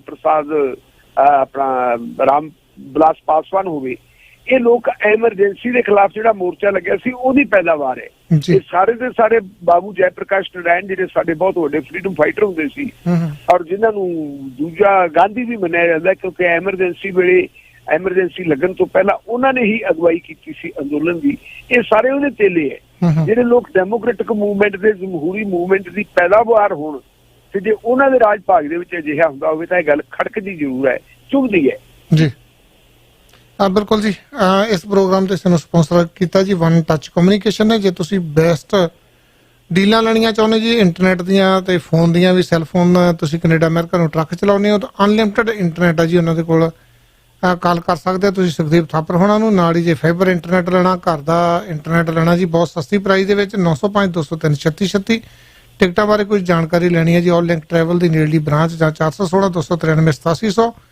ਟਰੱਕ ਦੀ ਜੌਬ ਦੀ ਭਾਲ ਦੇ ਵਿੱਚ ਤੁਹਾਡੇ ਕੋਲ ਲਾਇਸੈਂਸ ਐਕਸਪੀਰੀਅੰਸ ਹੈਗਾ ਜੀ ਜਾਂ ਓਨਰ ਆਪਰੇਟਰ ਬਣਨਾ ਚਾਹੁੰਦੇ ਕੈਨੇਡਾ ਜਾਂ ਅਮਰੀਕਾ ਦੇ ਵਿੱਚ ਤੇ 2 ਟਰਮੀਨਲ ਆ ਜੀ, ਇੱਕ GTA ਦੇ ਵਿੱਚ ਤੇ ਇੱਕ ਇੰਡੀਆਨਾ ਪਲੱਸ ਅਮਰੀਕਾ ਦੇ ਵਿੱਚ। KGS transport 905 799 9500। ਜਿੰਦਰ ਬੁੱਟਰ ਜਾਂ ਕੁਲਵੰਤ ਸਿੰਘ ਨੂੰ ਕਾਲ ਕਰ ਸਕਦੇ ਹੋ। ਤਾਜੀ ਫਰੈਸ਼ ਗਰੋਸਰੀ ਲੈਣ ਵਾਸਤੇ ਏਸ਼ੀਅਨ ਫੂਡ ਦਾ ਨਾਮ ਯਾਦ ਰੱਖੋ, ਨੇੜਲੀ ਬ੍ਰਾਂਚ ਤੇ ਜਾ ਸਕਦੇ 416 543 7107। ਇਸ ਦੇ ਨਾਲ ਹੀ ਜੇ ਤੁਸੀਂ ਕੰਪਨੀ ਖੋਲੀ ਹੈ ਜੀ ਤਾਂ ਤੁਹਾਨੂੰ ਪੈਸਿਆਂ ਦੀ ਲੋੜ ਆ ਤੇ JD ਫੈਕਟਰ ਦੇ ਨਾਲ ਗੱਲਬਾਤ ਕਰ ਸਕਦੇ ਹੋ। 514 694 8721। ਟਰੱਕ ਦਾ ਲਾਇਸੈਂਸ ਲੈਣਾ, ਤੁਸੀਂ ਸਟੂਡੈਂਟ ਹੋ, ਵਿਜ਼ਟਰ ਆਏ ਹੋ, ਇੱਕੋ ਸਮੇਂ 12 ਸਟੂਡੈਂਟਾਂ ਨੂੰ ਲਾਇਸੈਂਸ ਦਿੰਦੇ ਆ ਜੀ। 12 ਟਰੱਕ ਆ ਉਹਨਾਂ ਦੇ ਕੋਲ ਸਿਖਾਉਣ ਵਾਸਤੇ। Best Canadian truck driving school 416 670 3173 ਤੇ ਕਰਨੈਲ ਸਿੰਘ ਨੂੰ ਕਾਲ ਕਰ ਸਕਦੇ ਹੋ। ਆਪਣੇ ਨਾਲ ਕਾਲਰ ਜੁੜੇ, ਢਿੱਲੋਂ ਸਾਹਿਬ ਕਾਲ ਲੈ ਕੇ ਚੱਲਦੇ ਆਪਾਂ ਨੈਕਸਟ ਖਬਰਾਂ ਲਈ। ਹਾਂਜੀ ਵੀਰ ਜੀ, ਸਵਾਗਤ ਹੈ ਤੁਹਾਡਾ ਜੀ, ਸਤਿ ਸ਼੍ਰੀ ਅਕਾਲ। ਵੀਰ ਜੀ, ਜਿੱਦਾਂ ਇਹ ਵੀਰ ਕਹਿ ਰਹੇ ਸੀ ਨਾ ਕਿ ਉਹ ਮਜ਼ਦੂਰ ਪੈਦਲ ਚੱਲ ਕੇ 1000 ਮੀਲ ਤੱਕ ਚਲੇ ਗਏ ਜੀ, ਔਰ 67 ਡੈਥ ਹੋ ਗਈਆਂ ਚੱਲ ਕੇ। ਬੱਚਿਆਂ ਨੂੰ ਚੁੱਕੀ ਫਿਰਦੀਆਂ ਵਿਚਾਰੀਆਂ ਔਰ ਖਾਣਾ ਹੈ ਨਹੀਂ। ਦੇਖੋ ਗੱਲ ਏਦਾਂ ਹੈ ਕਿ ਮੈਂ ਤਾਂ ਮੋਦੀ ਭਗਤ ਸੀਗਾ ਕਿਉਂਕਿ ਉਹਦੀ ਫੋਰਨ ਪਾਲਿਸੀ ਬਹੁਤ ਜ਼ਬਰਦਸਤ ਸੀਗੀ ਜੀ, ਲੇਕਿਨ ਉਹਨਾਂ ਨੇ ਜੋ 2000 ਲੱਖ ਕਰੋੜ ਦਾ ਉਸਨੇ ਜੋ ਦਿੱਤੇ ਪੈਸੇ, ਜੇ ਉਹਦੇ ਚੋਂ 135 ਕਰੋੜ ਹਿੰਦੁਸਤਾਨੀਆਂ ਨੂੰ ਸਭ ਨੂੰ 1-1 ਕਰੋੜ ਦੇ ਦਿੰਦਾ, ਸਿਰਫ 135 ਕਰੋੜ ਰੁਪਏ ਲੱਗਦੇ, ਉਹਨਾਂ ਨੂੰ ਦੇ ਦੇਣਾ ਬਈ ਤੁਸੀਂ ਗਰੀਬ ਹੋ, ਜਿੱਦਾਂ ਵੀ ਹੋ, ਟੈਕਸੀ ਕਰਕੇ ਚਲੇ ਜਾਓ, ਇੱਥੇ ਤੰਬੂ ਲਾ ਲਓ, ਰੁਕ ਜਾਓ, ਕਿਸੇ ਤਰੀਕੇ ਨਾਲ ਚਲੇ ਤਾਂ ਇੰਨੇ ਬੰਦੇ, ਇੰਨਾ ਕਿਓਸ ਮਚਣਾ ਨਹੀਂ ਸੀਗਾ ਜੀ। 135 ਕਰੋੜ ਤੋਂ 2000 ਲੱਖ ਕਰੋੜ ਕੋਈ ਸੈਂਸ ਬਣਦੀ ਹੈ? ਉਹ ਕਹਿੰਦਾ 1 ਕਰੋੜ ਇੱਕ ਭਈਏ ਨੂੰ ਮਿਲ ਜਾਣਾ ਸੀਗਾ, ਸਾਡੇ ਪਿੰਡਾਂ ਦੇ ਹਰ ਬੰਦੇ ਨੂੰ ਇੱਕ ਹਿੰਦੁਸਤਾਨੀ ਨੂੰ ਮਿਲ ਜਾਣਾ ਸੀ। ਉਹਨੂੰ ਕਹਿਣਾ ਵੀ ਆਪਣੇ ਤਰੀਕੇ ਨਾਲ ਗਰੀਬੀ ਦੂਰ ਕਰੋ ਜੀ ਜਾਂ ਖਾਣਾ ਖਾਓ। ਇਹ ਤਾਂ ਬਹੁਤ ਹੀ ਹੈ, ਇਹ ਮਾਫ ਨਹੀਂ ਹੋ ਸਕਦਾ ਮੋਦੀ ਦਾ। ਤੇ ਇਹ ਕਹਿੰਦਾ ਮੈਨੂੰ ਇਸ ਤੋਂ ਬੜੀ ਮਾਯੂਸੀ ਹੋਈ ਹੈ ਜੀ। ਔਰ ਦੂਸਰੀ ਗੱਲ ਇਹ ਹੈ ਕਿ ਇਹ ਜੋ ਇਹ ਖਾਣੇ ਪੀਣੇ ਦਾ ਜੋ ਸਾਡਾ ਇਹਨਾਂ ਨੇ ਪ੍ਰੋਗਰਾਮ ਕੀਤਾ, ਉਹਦੇ ਚ ਇਤਨੀ ਭਾਰੀ ਕਰਪਸ਼ਨ, ਐਸੇ ਮਾੜੇ ਟਾਈਮ ਚ ਵੀ ਇਹਨਾਂ ਨੇ ਮਾਰ ਖਾਧਾ ਆਪਣੇ ਫੈਲੋ ਸਿਟੀਜ਼ਨ ਦਾ ਜੀ। ਉਹ ਦੇਸ਼ ਭਗਤੀ ਕਿੱਥੇ ਗਈ, ਉਹ ਆਪਣਾਪਣ ਕਿੱਥੇ ਗਿਆ ਕਿ ਜਿਹੜੇ ਵੀ SDM ਵਗੈਰਾ, ਜਿਹੜੇ ਵੀ ਸਰਪੰਚ ਵਗੈਰਾ, ਉਹ ਧਨੀ ਹੋ ਗਏ ਨੇ। ਜਿੰਨੇ ਵੀ ਉਹਨਾਂ ਨੂੰ ਪੈਸੇ ਦਿੱਤੇ ਸੀ ਫਲਾਣੇ, ਕਿਸੇ ਨੇ ਉਹ ਨਹੀਂ ਕੀਤਾ ਕਿ ਬਈ ਇਹਨਾਂ ਨੂੰ ਤੁਸੀਂ ਕਹਿੰਦਾ ਹੁਣ ਜਰਾ ਥੋੜੇ ਚੋਰੀ ਕਰਨੇ ਬੰਦ ਕਰ ਦੋ ਨਾ। ਉਹ ਵਿਚਾਰੇ ਪੈਦਲ ਹੀ ਚੱਲ ਪਏ ਭੁੱਖੇ ਹੋ ਕੇ, ਕੋਈ ਬਿਹਾਰ ਜਾ ਰਿਹਾ, ਕੋਈ ਕਿੱਥੇ ਜਾ ਰਿਹਾ। ਤੁਹਾਨੂੰ ਚੰਡੀਗੜ੍ਹੋਂ ਦਿੱਲੀ ਜਾਣਾ ਪਏ 53 ਕਿਲੋ ਇੰਨਾ, ਇੱਥੇ ਅੰਬਾਲੇ ਤੱਕ ਇੰਨਾ ਟਾਈਮ ਲੱਗਦਾ। ਸਕੂਲ ਤੇ ਬੰਦਾ ਥੱਕ ਜਾਂਦਾ ਸੀਗਾ ਜੀ ਜੀ। ਤੇ ਤੁਹਾਨੂੰ ਬੰਬਾਲੇ ਨਹੀਂ, ਤੁਹਾਨੂੰ ਦਿੱਲੀ 500-400 ਕਿਲੋਮੀਟਰ, ਫਿਰ ਉਸ ਤੋਂ ਅੱਗੇ ਜਾਣਾ ਪਿਆ 700 ਕਿਲੋਮੀਟਰ ਜਾਣਾ ਪਏ। ਇਹ ਇਤਨਾ ਜੋ ਮਰਡਰ ਜੋ ਇਹ ਔਨਸਲਾਊਟ ਨੇ ਕੀਤਾ ਹੈ, ਸਾਡੇ ਪੂਰੇ ਹਿੰਦੁਸਤਾਨ ਨੂੰ ਸ਼ਰਮ ਆਉਣੀ ਚਾਹੀਦੀ ਹੈ ਕਿ ਅਸੀਂ ਇੱਕ ਕੰਟਰੀ ਹੈ ਨਹੀਂ ਹੈ, ਬਾਰਡਰਾਂ ਤੇ ਅਸੀਂ ਮਰੀ ਜਾਂਦੇ ਹਾਂ। ਉਹ ਵੈਸੇ ਅਸੀਂ ਕਹਿੰਦਾ ਪਾਠ ਕਰਾਈ ਜਾਂਦੇ, ਲੰਗਰ ਖਵਾਤਾ ਕਿੱਥੇ ਗਿਆ? ਕਿੰਨਾ ਕੁ ਲੰਗਰ ਖਵਾਤਾ ਇਹਨਾਂ ਨੂੰ ਪੁੱਛੋ ਕਿ ਬਈ ਇਹ ਦਿੱਲੀ ਦੇ ਵਿੱਚ ਉਹ ਇੱਕ ਸੀਗਾ, ਉਹ ਵਕੀਲ, ਉਹ ਕਹਿੰਦਾ ਮੁਸਲਮਾਨਾਂ ਨੂੰ ਖਾਣਾ ਹੀ ਖਵਾ ਲਿਆ ਗਿਆ, ਕਹਿੰਦਾ ਮੇਰੇ 2 ਮਕਾਨ ਸੀ, ਇੱਕ ਵੇਚ ਦਿੱਤਾ, ਕੋਈ ਗੱਲ ਨਹੀਂ, ਉਹ ਪੈਸੇ ਆਈਸਿਸ ਦੇ ਸੀਗੇ। ਤੇ ਹੁਣ ਜਿਹੜਾ ਹੈ ਇਹ ਕਹਿੰਦਾ ਮੈਂ ਇਸਨੇ ਪ੍ਰਿਯੰਕਾ ਨੇ, ਉਹਨੇ ਕਿਹਾ ਮੇਰੇ ਕੋਲ 1000 ਕਾਰਾਂ ਬੱਸਾਂ, ਮੈਂ ਤੁਹਾਨੂੰ ਡੋਨੇਟ ਕਰਨਾ ਚਾਹੁੰਦੀ ਹਾਂ। ਤੇ ਉਹ ਸਾਰਾ ਬਲੈਕ ਮਨੀ ਜਿਹੜਾ ਲੁਕੋਇਆ ਹੋਇਆ, ਔਰ ਉਹਨਾਂ ਨੇ ਅਹਿਮਦ ਪਟੇਲ ਨੇ, ਉਹਦੇ MP ਨੇ, ਉਹਨੇ 1000 ਬੰਦਿਆਂ ਨੂੰ ਪੈਸੇ ਦੇ ਕੇ ਘਰ ਭੇਜਿਆ। ਉਹ ਕਹਿੰਦਾ ਮੈਂ ਮਜ਼ਦੂਰਾਂ ਦੀ ਮੈਂ ਮਦਦ ਕਰ ਦੇਣਾ, 1000 ਰੁਪਏ। ਉਹ ਸਾਰੇ ਜਿਹੜੇ ਨੇ ਨਾ ਉਹ ਤਬਲੀਗ ਉਸਦੇ ਨਿਕਲੇ ਨੇ, ਸਾਰੇ ਮੁਸਲਮਾਨ ਹੈ, ਅੱਧੇ ਉਹਨਾਂ ਚੋਂ ਫੋਰਨਰਸ ਹੈ। ਉਹ ਕਹਿੰਦਾ ਮੈਂ ਐਕਸਟੈਂਡ ਕੀਤਾ ਹੋਇਆ ਉਹਨਾਂ ਦਾ ਵੀਜ਼ਾ, ਇਹ ਸਾਰੇ ਇਲੀਗਲ ਹੈ, ਅੱਧੇ ਉਹਨਾਂ ਚੋਂ ਉਹਨਾਂ ਨੂੰ ਉਹਨੇ ਦਿੱਤਾ। ਦੇਖੋ ਇਹ ਜੋ ਕ੍ਰਾਈਮ ਔਰ ਜੋ ਇਹ ਦੇਸ਼ ਨੂੰ ਸੈਬੋਟੇਜ ਕਰਨਾ ਸਾਡਾ ਪ੍ਰੋਫੈਸ਼ਨ ਬਣ ਗਿਆ, ਸਾਡਾ ਕਲਚਰ ਬਣ ਗਿਆ, ਸਾਡਾ ਧਰਮ ਬਣ ਗਿਆ, ਔਰ ਅਸੀਂ ਬੋਲਦੇ ਨਹੀਂ ਹੈ। ਹੁਣ ਦੇਖੋ ਡੈਮੋਨਸਟ੍ਰੇਸ਼ਨ ਮਹਾਤਮਾ ਗਾਂਧੀ ਨੇ ਚਲਾਏ ਸੀਗੇ ਇਹ ਬਈ ਕਿਆ ਨਾਮ ਸਾਲਟ ਬਣਾ ਲਓ, ਤੁਸੀਂ ਇਹਨਾਂ ਨੌਨ ਕੋਆਪਰੇਸ਼ਨ ਮੂਵਮੈਂਟ ਚਲਾ ਦਿਓ, ਤੁਸੀਂ ਹੋਰ ਕਰ ਦਿਓ। ਮਹਾਤਮਾ ਗਾਂਧੀ ਨੇ ਚਲਾਇਆ ਸੀ ਨੌਨ ਵਾਇਲੈਂਟ, ਕਿਉਂਕਿ ਜੇ ਤੁਸੀਂ ਡੰਡਾ ਚੱਕਦੇ ਹੋ ਤਾਂ ਪੁਲਿਸ ਗੋਰੇ ਫੂਕ ਦੇਣਗੇ, ਕਿਉਂਕਿ ਉਹਨਾਂ ਕੋਲ ਸਭ ਕੁਝ ਹੈ। ਤੇ ਇਹਨਾਂ ਨੂੰ ਕਿਹਾ ਮੂੰਹ ਬੰਦ ਕਰਕੇ ਉਹਨਾਂ ਦੇ ਅੱਗੇ ਚਲੇ ਜਾਇਆ ਕਰੋ, ਲਾਅ ਬ੍ਰੇਕ ਕਰ ਦਿਆ ਕਰੋ peacefully. that was demonstration. Thank you ਵੀਰ ਜੀ। ਹੁਣ ਇੱਕ ਮਿੰਟ ਹੁਣ ਚੰਡੀਗੜ੍ਹ, ਦਿੱਲੀ ਚ, ਬਿਹਾਰ ਚ ਹੁਣ ਮਜ਼ਦੂਰਾਂ ਨੇ ਉਹਦੇ ਕਹਿਣਾ ਡੈਮੋਨਸਟ੍ਰੇਸ਼ਨ ਸ਼ੁਰੂ ਕਰਤੇ, ਪੁਲਿਸ ਦੇ ਵਿੱਚ ਪਹੁੰਚ ਗਏ। ਪਰਸੋਂ ਸਾਡੇ ਸਿੱਖਾਂ ਨੇ ਕਿਹਾ ਅਸੀਂ ਵਾਈਟ ਹਾਊਸ ਚ ਵੜ ਕੇ ਡੈਮੋਨਸਟ੍ਰੇਸ਼ਨ ਕਰਾਂਗੇ। ਇਹ ਚੀਜ਼ ਚੱਲਦੀ ਹੈ, ਪਾਗਲ ਹੋ ਗਏ ਪਾਗਲ। ਇਹਨਾਂ ਨੂੰ ਵੀਰ ਜੀ ਕਿ ਨਾਮ ਇਸੇ ਚੀਜ਼ ਦੇ ਉੱਤੇ ਤੁਸੀਂ ਲੈਕਚਰ ਦੇ ਦੋ ਕਿ ਖਤਮ ਹੋ ਜਾਓਗੇ। ਅਸੀਂ ਹਾਂਜੀ ਵੀਰ ਜੀ 26-23 ਸਵਾਗਤ ਹੈ ਤੁਹਾਡਾ। ਹਾਂਜੀ ਸਤਿ ਸ਼੍ਰੀ ਅਕਾਲ ਭਾਜੀ। ਸਤਿ ਸ਼੍ਰੀ ਅਕਾਲ ਜੀ। ਹਾਂਜੀ ਵੀਰ ਜੀ, ਮੈਂ ਇਹ ਗੱਲ ਕਰਨੀ, ਚਲੋ ਠੀਕ ਹੈ, ਸਾਰੇ ਆਪਣੇ ਇੰਡੀਆ ਬਾਰੇ ਗੱਲ ਕਰ ਰਹੇ ਆ ਆਪਾਂ, ਚਲੋ ਬਹੁਤ ਚੰਗੀ ਗੱਲ ਆ, ਪਰ ਮੈਂ ਇੱਕ ਗੱਲ ਕਰਨੀ ਚਾਹੁੰਦਾ ਵੀ ਆਪਣੇ ਬੰਦਿਆਂ ਨੂੰ ਚਾਹੀਦਾ ਆਪਣੇ ਸਿੱਖ ਭਰਾਵਾਂ ਦੀ ਮਦਦ ਕਰੋ। ਇਹਨਾਂ ਲੋਕਾਂ ਨੂੰ ਜਿਹੜਾ ਤੁਸੀਂ ਖਾਣਾ ਹੈਗਾ ਨਾ ਬਾਹਰ ਖਵਾ ਰਹੇ ਆ, ਬਹੁਤ ਚੰਗੀ ਗੱਲ ਆ, ਪਰ ਕੱਲ ਇਹਨਾਂ ਨੇ ਹੀ ਤੁਹਾਨੂੰ ਪੈਣਾ ਹੈ ਜਿੱਦਾਂ 84 ਵਿੱਚ ਆਪਣੇ ਨਾਲ ਹੋਈ ਸੀਗੀ। ਇਹਨਾਂ ਨੂੰ ਆਪਣੇ ਸਿੱਖ ਭਰਾਵਾਂ ਦੀ ਮਦਦ ਕਰੋ, ਉਹਨਾਂ ਨੂੰ ਜਿਹੜੇ ਗਰੀਬ ਤਬਕੇ ਵੀ ਉਹਨੂੰ ਤਾਂ ਚੱਕੋ, ਤਾਂ ਕਿ ਕੱਲ ਨੂੰ ਰੱਬ ਨਾ ਕਰੇ ਸਾਡੇ ਤੋਂ ਨੇਕੀ ਕਿਤੇ ਕੱਲ ਨੂੰ ਹੋਵੇ, ਅਸੀਂ ਖੜਨ ਜੋਗੇ ਹੋਈਏ। ਕੱਲ ਇਹਨਾਂ ਲੋਕਾਂ ਨੇ ਆਪਾਂ ਨੂੰ ਪੈਣਾ ਆ, ਆਪਾਂ ਉਹਨਾਂ ਮਗਰ ਲੱਗੇ ਆ। ਉਹ ਕੰਮ ਗੌਰਮੈਂਟ ਦਾ ਆ, ਗੌਰਮੈਂਟ ਦਾ ਕੰਮ ਆ, ਦੇਵੇ ਉਹਨਾਂ ਨੂੰ ਰਾਸ਼ਨ ਨਾ ਦੇਵੇ। ਹਾਂ ਬਿਲਕੁਲ ਜੀ। ਵੀਰ ਕਹਿੰਦਾ ਕਰੋੜ ਰੁਪਈਆ, ਉੱਥੇ ਤਾਂ ਲੱਖ ਰੁਪਈਆ ਦੇ ਦੇਣ, ਪੁੱਠੀਆਂ ਛਾਲਾਂ ਮਾਰਨੀਆਂ ਜੀ ਉਹਨਾਂ ਨੇ ਭਾਰਤ ਆ। ਉੱਥੇ ਇਹ ਕਰੋੜ ਰੁਪਈਆ ਤਾਂ ਬੜੀ ਦੂਰ ਦੀ ਗੱਲ ਆ ਜੀ। ਉੱਥੇ ਤਾਂ 10-20-50 ਰੁਪਈਆ ਮਿਲਿਆ ਹੋਵੇ ਤਾਂ ਲੋਕ ਰੋਟੀ ਖਾਣ ਜੋਗੇ ਹੋ ਜਾਂਦੇ, ਕੱਖ ਨਹੀਂ ਮਿਲਣਾ ਜੀ ਉੱਥੇ। ਵਾਕਿਆ ਤੁਹਾਡੀ ਗੱਲ ਸਹੀ ਹੈ ਜੀ, ਘੱਟੋ ਘੱਟ ਆਪਣੀ ਕਮਿਊਨਿਟੀ ਦੀ ਹੈਲਪ ਕਰਨੀ ਚਾਹੀਦੀ ਆ। ਢਿੱਲੋਂ ਸਾਹਿਬ, ਆਪਾਂ ਮਜ਼ਦੂਰਾਂ ਦੀ ਗੱਲ ਕਰਦੇ। ਹੁਣ ਪੰਜਾਬ ਦੇ ਵਿੱਚੋਂ ਜਿਹੜੇ ਮਜ਼ਦੂਰ ਆ ਉਹ ਚਲੇ ਗਏ, ਇੱਕ ਆਵਾਜ਼ ਉੱਠਣੀ ਸ਼ੁਰੂ ਹੋ ਗਈ ਆ, ਜਿਹੜੇ ਸ਼ਿਗਲੀਗਰ ਸਿੱਖ ਆ ਉਹ ਬੜੀ ਗਰੀਬੀ ਦੇ ਵਿੱਚ ਰਹਿ ਰਿਹਾ ਪੂਰੇ ਭਾਰਤ ਦੇ ਵਿੱਚ, ਤੇ ਕਿਉਂ ਨਾ ਹੁਣ ਪੰਜਾਬੀਆਂ ਨੂੰ ਟਾਈਮ ਆ ਉਹਨਾਂ ਨੂੰ ਲੈ ਕੇ ਆਉਣ ਪੰਜਾਬ ਦੇ ਵਿੱਚ, ਨਾਲੇ ਤਾਂ ਉਹਨਾਂ ਨੂੰ ਰੁਜ਼ਗਾਰ ਮਿਲੇ, ਨਾਲੇ ਉਹਨਾਂ ਨੂੰ ਪੰਜਾਬ ਦੇ ਵਿੱਚ ਵਸਾਇਆ ਜਾਵੇ, ਕਿਉਂਕਿ ਉਹ ਸ਼ਿਗਲੀਗਰ ਸਿੱਖ ਆ ਤੇ ਉਹ ਸਿੱਖਾਂ ਨੂੰ ਰਹਿਣ ਨੂੰ ਵਾਸਤੇ ਜਗ੍ਹਾ ਵੀ ਮਿਲ ਸਕਦੀ ਪੰਜਾਬ ਦੇ ਵਿੱਚ, ਉਹਨਾਂ ਦਾ ਭਵਿੱਖ ਵੀ ਸੁਧਰ ਸਕਦਾ ਜੀ, ਤੇ ਪੰਜਾਬ ਦੇ ਵਿੱਚ ਜਿਹੜੀ ਮਜ਼ਦੂਰਾਂ ਦੀ ਘਾਟ ਉਹ ਵੀ ਪੂਰੀ ਹੋ ਜੂ। ਇਹ ਗੱਲ ਤੁਸੀਂ ਸ਼੍ਰੋਮਣੀ ਗੁਰਦੁਆਰਾ ਪ੍ਰਬੰਧਕ ਕਮੇਟੀ ਵਾਲਿਆਂ ਨੂੰ ਕਹੋ ਜੀ, ਬਥੇਰੇ ਸਾਧਨ ਹੈ ਉਹਨਾਂ ਕੋਲ ਜੀ, ਸਾਰੇ ਬੰਦਿਆਂ ਨੂੰ ਦਿੱਤੇ ਜਾ ਸਕਦੇ ਆ। ਜੇ ਡਾਕਟਰ ਮਨਮੋਹਨ ਸਿੰਘ ਨੇ ਸਿਕਲੀਗਰ ਭਾਈਚਾਰੇ ਨੂੰ ਜਿਹੜੇ ਹਜੂਰ ਸਾਹਿਬ ਦੇ ਆਲੇ ਦੁਆਲੇ ਬੈਠੇ ਸੀ ਮਹਾਰਾਸ਼ਟਰ ਦੇ ਵਿੱਚ ਜੀ, ਉਹਨਾਂ ਨੂੰ ਜਦੋਂ ਉੱਥੇ ਆਪਣਾ ਬਾਬੇ ਦਾ ਸਮਾਂ ਆਇਆ ਸੀਗਾ, ਦਿਵਸ ਆਇਆ ਸੀ, ਉਸ ਮੌਕੇ ਦੇ ਉੱਤੇ ਬਿਊਟੀਫਿਕੇਸ਼ਨ ਵੀ ਕੀਤੀ ਹੈ, ਰੀਕਨਸਟਰਕਸ਼ਨ ਕਹਾਂਗੇ ਆਪਾਂ ਇੱਕ ਕਿਸਮ ਦੀ ਕੀਤੀ ਹੈ, ਸੜਕਾਂ ਵਗੈਰਾ ਬਣਾਈਆਂ ਹਜੂਰ ਸਾਹਿਬ ਦੀਆਂ। ਉਸ ਵੇਲੇ ਆਲੇ ਦੁਆਲੇ ਜਿਹੜੇ ਸਿਕਲੀਗਰ ਭਾਈਚਾਰਾ ਬੈਠਾ ਸੀ, ਉਸ ਭਾਈਚਾਰੇ ਨੂੰ ਉੱਥੇ ਹੀ ਘਰ ਬਣਾ ਕੇ ਦਿੱਤੇ ਹੈ। ਇੱਥੇ ਲਿਆਉਣ ਵਾਸਤੇ ਤਾਂ ਮੇਰਾ ਖਿਆਲ ਹੈ ਵੀ ਬੰਦਿਸ਼ ਤਾਂ ਕਿਸੇ ਤੇ ਹੈ ਨਹੀਂ, ਉਹ ਭਾਰਤ ਦੇ ਸਿਟੀਜ਼ਨ ਹੈ। ਜੇ ਪੰਜਾਬ ਆ ਜਾਣਗੇ, ਪੰਜਾਬ ਆਉਣ ਦੇ ਉੱਤੇ ਤਾਂ ਕੋਈ ਪਾਬੰਦੀ ਹੈ ਨਹੀਂ, ਇਹ ਤਾਂ ਕੋਈ ਕਾਨੂੰਨ ਹੀ ਨਹੀਂ ਹੈ ਵੀ ਉਹਨਾਂ ਨੂੰ ਕਹਿ ਦਿਓ ਕਿ ਤੁਸੀਂ ਪੰਜਾਬ 'ਚ ਨਾ ਆਓ, ਪਰ ਉਹ ਆਉਣਾ ਚਾਹੁੰਦੇ ਹੈ ਜਾਂ ਅਸੀਂ ਉਹਨਾਂ ਨੂੰ ਲਿਆ ਕੇ ਰੱਖਾਂਗੇ। ਇਹ ਸਵਾਲ ਕਰਨ ਤੋਂ ਪਹਿਲਾਂ ਸਾਨੂੰ ਇਹ ਗੱਲ ਕਰ ਰਹੇ, ਸਿਕਲੀਗਰ ਭਾਈਚਾਰਾ ਵੀ ਸਿੱਖ ਹੈ। ਵੀਰ ਜੀ ਨੇ ਜਿਵੇਂ ਗੱਲ ਕਹੀ ਹੈ, ਮੈਂ ਤਾਂ ਇਹਦੇ ਨਾਲ ਬਿਲਕੁਲ ਸਹਿਮਤ ਨਹੀਂ। ਜਿਹੜੀ ਸਾਨੂੰ ਸਿੱਖਾਂ ਨੂੰ ਇਕੱਲਿਆਂ ਨੂੰ ਦੇਣਾ ਚਾਹੀਦਾ, ਦੂਜਿਆਂ ਨੂੰ ਨਹੀਂ ਦੇਣਾ ਚਾਹੀਦਾ। ਫਿਰ ਇਹਦਾ ਮਤਲਬ ਹੈ ਕਿ ਅਸੀਂ ਤਾਂ ਗੁਰਬਾਣੀ ਦੇ ਸੰਕਲਪ ਨੂੰ ਹੀ ਤੋੜਤਾ। ਅਸੀਂ ਜਿਹੜੀ ਲੰਗਰ ਦੀ ਪ੍ਰਥਾ ਚਲਾਈ ਹੈ ਉਹਨੂੰ ਹੀ ਤੋੜਤਾ। ਇਹਦਾ ਮਤਲਬ ਅਸੀਂ ਗੁਰੂਆਂ ਤੋਂ ਵੀ ਵੱਡੇ ਹੋ ਗਏ। ਜੇ ਅਸੀਂ ਇਸ ਪਾਸੇ ਨੂੰ ਪੈ ਗਏ, ਸਾਨੂੰ ਗੁਰੂਆਂ ਨੇ ਮਨੁੱਖਤਾ ਸਿਖਾਈ ਹੈ, ਮਨੁੱਖਤਾ ਵਾਲੇ ਪਾਸੇ ਨੂੰ ਪੈਣਾ ਚਾਹੀਦਾ, ਉਸ ਪਾਸੇ ਨੂੰ ਚਾਹੀਦਾ। ਇਹ ਠੀਕ ਹੈ, ਸਾਡੇ ਨਾਲ ਧੱਕਾ ਹੋਇਆ ਹੈ, ਧੱਕਾ ਕਰਵਾਉਣ ਵਾਲੇ ਤਾਂ ਕੁਝ ਬਦਮਾਸ਼ ਮੂਹਰੇ ਲੱਗੇ ਹੁੰਦੇ, ਭੀੜਾਂ ਨੂੰ ਮਗਰ ਲਾ ਲੈਂਦੇ। ਪਰ ਸਿਕਲੀਗਰ ਭਾਈਚਾਰਾ ਜਿਹੜਾ ਹੈਗਾ, ਸਿਕਲੀਗਰ ਭਾਈਚਾਰੇ ਨੂੰ ਲਿਆਉਣ ਤੋਂ ਪਹਿਲਾਂ ਨਾਲ ਮੈਂ ਕਿਸੇ ਗੱਲ ਕਰਨੀ ਚਾਹੂੰਗਾ ਕਿ ਸਾਡੇ ਆਪਣੇ ਰਹਿਬਰਾਂ ਨੇ, ਸਾਡੇ ਲੀਡਰਾਂ ਨੇ 1984 ਦਾ ਆਪਰੇਸ਼ਨ ਬਲੂ ਸਟਾਰ ਜਦੋਂ ਸ਼ੁਰੂ ਹੋਇਆ ਹੈ, ਇੱਕ ਸੱਦਾ ਦਿੱਤਾ ਸੀ ਕਿ ਸਿੱਖ ਫੌਜੀਓ ਬਗਾਵਤ ਕਰ ਦਿਓ, ਹੁਣ ਸਮਾਂ ਆ ਗਿਆ। ਸਿੱਖ ਫੌਜੀਆਂ ਨੇ ਬਗਾਵਤ ਕਰਤੀ। ਅਸੀਂ ਤਾਂ ਜਿਹੜੇ ਉਹ ਸਾਡਾ ਸਰਮਾਇਆ ਸੀ, ਉਹਨਾਂ ਸਰਮਾਏ ਨੂੰ ਅਸੀਂ ਕਿੰਨਾ ਕੁ ਸੰਭਾਲਿਆ, ਉਹਨਾਂ ਦੀ ਕਿੰਨੀ ਬੁਰੀ ਹਾਲਤ ਕਰਾਤੀ। ਅਸੀਂ ਉਹਨਾਂ ਨੂੰ ਨਫ਼ਰਤ ਦੇ ਪ੍ਰਤੀਕ ਬਣਾ ਕੇ ਹਟਾਤਾ। ਲਓ ਜੀ ਕਹਿੰਦੇ ਤੁਹਾਨੂੰ ਟਾਸਕ ਫੋਰਸ ਭਰਤੀ ਕਰ ਲਿਆ, ਉਹਨਾਂ ਨੂੰ ਵਰਸ਼ੇ ਬਣਾ ਕੇ ਗੁਰੂ ਘਰਾਂ ਦੇ ਅੱਗੇ ਖੜੇ ਕਰ ਦਿੱਤੇ। ਜਿਨ੍ਹਾਂ ਲੋਕਾਂ ਦੇ ਕੋਲੇ ਵਧੀਆ ਰੁਜ਼ਗਾਰ ਸੀ, ਵਧੀਆ ਕੰਮ ਕਰਦੇ ਸੀ, ਉਹਨਾਂ ਨੇ ਬਗਾਵਤ ਕੀਤੀ। ਜੇ ਉਹ ਬਗਾਵਤ ਨਾ ਕਰਦੇ, ਉਹ ਪੈਨਸ਼ਨ ਆਉਂਦੇ, ਪੈਨਸ਼ਨ ਆਉਣ ਤੋਂ ਬਾਅਦ ਵੀ ਉਹਨਾਂ ਵਾਸਤੇ ਰਿਜ਼ਰਵੇਸ਼ਨ ਹੁੰਦੀ ਹੈ।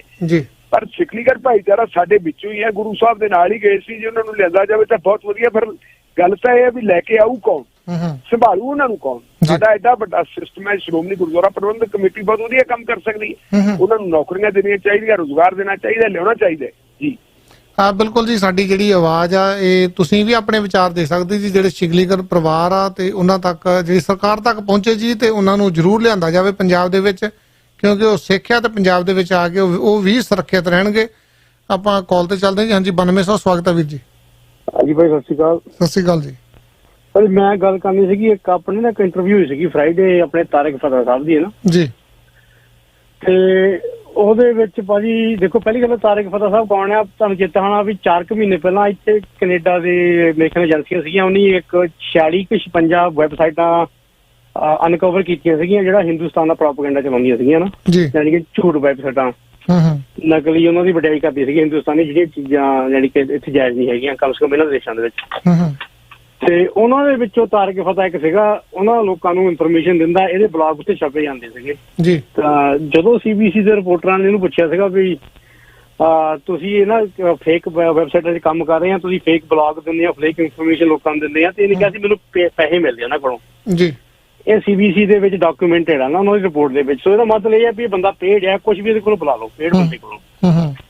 ਔਰ ਦੂਜੀ ਗੱਲ ਇਹ ਹੈ ਕਿ ਇੰਟਰਵਿਊ ਦੇ ਵਿੱਚ ਤੁਸੀਂ ਦੇਖੋ ਬੰਦੇ ਨੇ 2.5 ਘੰਟੇ ਮੇਰੇ ਖਿਆਲ ਇੰਟਰਵਿਊ ਉਦੋਂ ਕੀਤੀ ਆ, 2.5 ਘੰਟਿਆਂ ਦੇ ਵਿੱਚ ਬੰਦੇ ਨੇ ਮੁਸਲਮਾਨਾਂ ਨੂੰ ਢੇੜ ਕੇ ਰੱਖਤਾ ਨਾ, ਉਹਨਾਂ ਦੀ ਕੱਟੜਤਾ, ਉਹਨਾਂ ਦਾ ਧਰਮ ਨੂੰ। ਤੇ ਦੂਜੇ ਨੰਬਰ ਤੇ ਸਿੱਖਾਂ ਦੇ ਦੁਆਲੇ ਹੋਇਆ, ਉਹਨਾਂ ਦੀ ਕੱਟੜਤਾ, ਉਹਨਾਂ ਦੇ ਧਰਮ ਦੇ ਦੁਆਲੇ, ਜਾਣੀ ਕਿ ਪੂਰਾ ਮੰਦਾ ਭਲਾ ਬੋਲਿਆ ਨਾ ਜੀ ਜੀ। ਪਰ ਸਵਾਲ ਇਹ ਪੁੱਛਦਾ ਵੀ 2.5 ਘੰਟੇ ਦੇ ਵਿੱਚ ਦੇਖੋ ਸਿਰਫ 1 ਜਾਂ 2 ਕਾਲਰ ਆਏ ਆ ਜਿਨ੍ਹਾਂ ਨੇ ਪੁੱਛਿਆ ਇਹਨਾਂ ਨੂੰ ਵੀ ਤੁਹਾਡਾ RSS ਦੀ ਕੱਟੜਤਾ ਬਾਰੇ ਕੀ ਵਿਚਾਰ ਹੈ। ਹੁਣ ਦੇਖੋ 2 ਬੰਦਿਆਂ ਨੇ ਕਾਲ ਕੀਤੀ, ਦੋਨਾਂ ਨੇ ਸਵਾਲ ਨਹੀਂ ਆਨਸਰ ਕੀਤੇ ਨਾ ਕੱਟੜਤਾ ਬਾਰੇ ਜੀ। ਤੇ ਹੁਣ ਦੇਖੋ ਜਿਹੜਾ ਹੋਸਟ ਆ, ਹੋਸਟ ਦੀ ਜ਼ਿੰਮੇਵਾਰੀ ਹੁੰਦੀ ਹੈ ਵੀ ਜੇ ਤਾਂ ਤੁਸੀਂ ਟੋਟਲੀ ਨਿਰਪੱਖ ਆ ਫਿਰ ਤਾਂ ਤੁਹਾਡਾ ਫਰਜ਼ ਬਣਦਾ ਸੀਗਾ ਪੁੱਛਣਾ ਵੀ ਤੁਸੀਂ ਸਿੱਖਾਂ ਦੀ ਕੱਟੜਤਾ ਦੱਸਤੀ, ਮੁਸਲਮਾਨਾਂ ਦੀ, ਤੁਹਾਡੀ ਹੁਣ ਹਿੰਦੂ ਕੱਟੜਤਾ ਬਾਰੇ ਕੀ ਵਿਚਾਰ। ਬਿਲਕੁਲ 100% ਜੀ।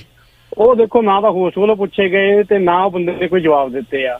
ਹੁਣ ਇੱਕ ਚੀਜ਼ ਹੋਰ ਭਾਈ ਦੇਖਣ ਵਾਲੀ ਸੀਗੀ ਵੀ ਦੇਖੋ 500 ਸਾਲ ਪੁਰਾਣਾ ਜਿਹੜਾ ਬਾਬਰੀ ਮਸਜਿਦ ਦਾ ਮਸਲਾ ਚੱਲਦਾ ਸੀਗਾ ਨਾ, ਉਹ ਤਾਂ ਹੁਣ ਜਦੋਂ ਸਬੂਤ ਉਹਨੇ ਹਿੰਦੁਸਤਾਨੀ ਸਰਕਾਰ ਨੇ ਲੱਭਣ ਦੀ ਕੋਸ਼ਿਸ਼ ਵੀ ਕੀਤੀ ਤੇ ਉਹਨੂੰ ਨਹੀਂ ਲੱਭੀ ਵੀ ਇੱਥੇ ਮੰਦਿਰ ਸੀਗਾ ਜਾਂ ਮਸਜਿਦ ਸੀਗਾ। ਪਰ ਹਾਲਾਂਕਿ ਢਿੱਲੋਂ ਸਾਹਿਬ ਦੱਸਦੇ ਹੁੰਦੇ ਆ ਵੀ ਫਿਰ ਵੀ ਉੱਥੇ ਮੰਦਿਰ ਬਣਾਉਣ ਦਾ ਫੈਸਲਾ ਕੀਤਾ ਕਿਉਂਕਿ ਵੱਡੇ ਲੋਕਾਂ ਦੀ ਭਾਵਨਾਵਾਂ ਹਰਟ ਹੁੰਦੀ ਸੀ ਨਾ ਜੀ।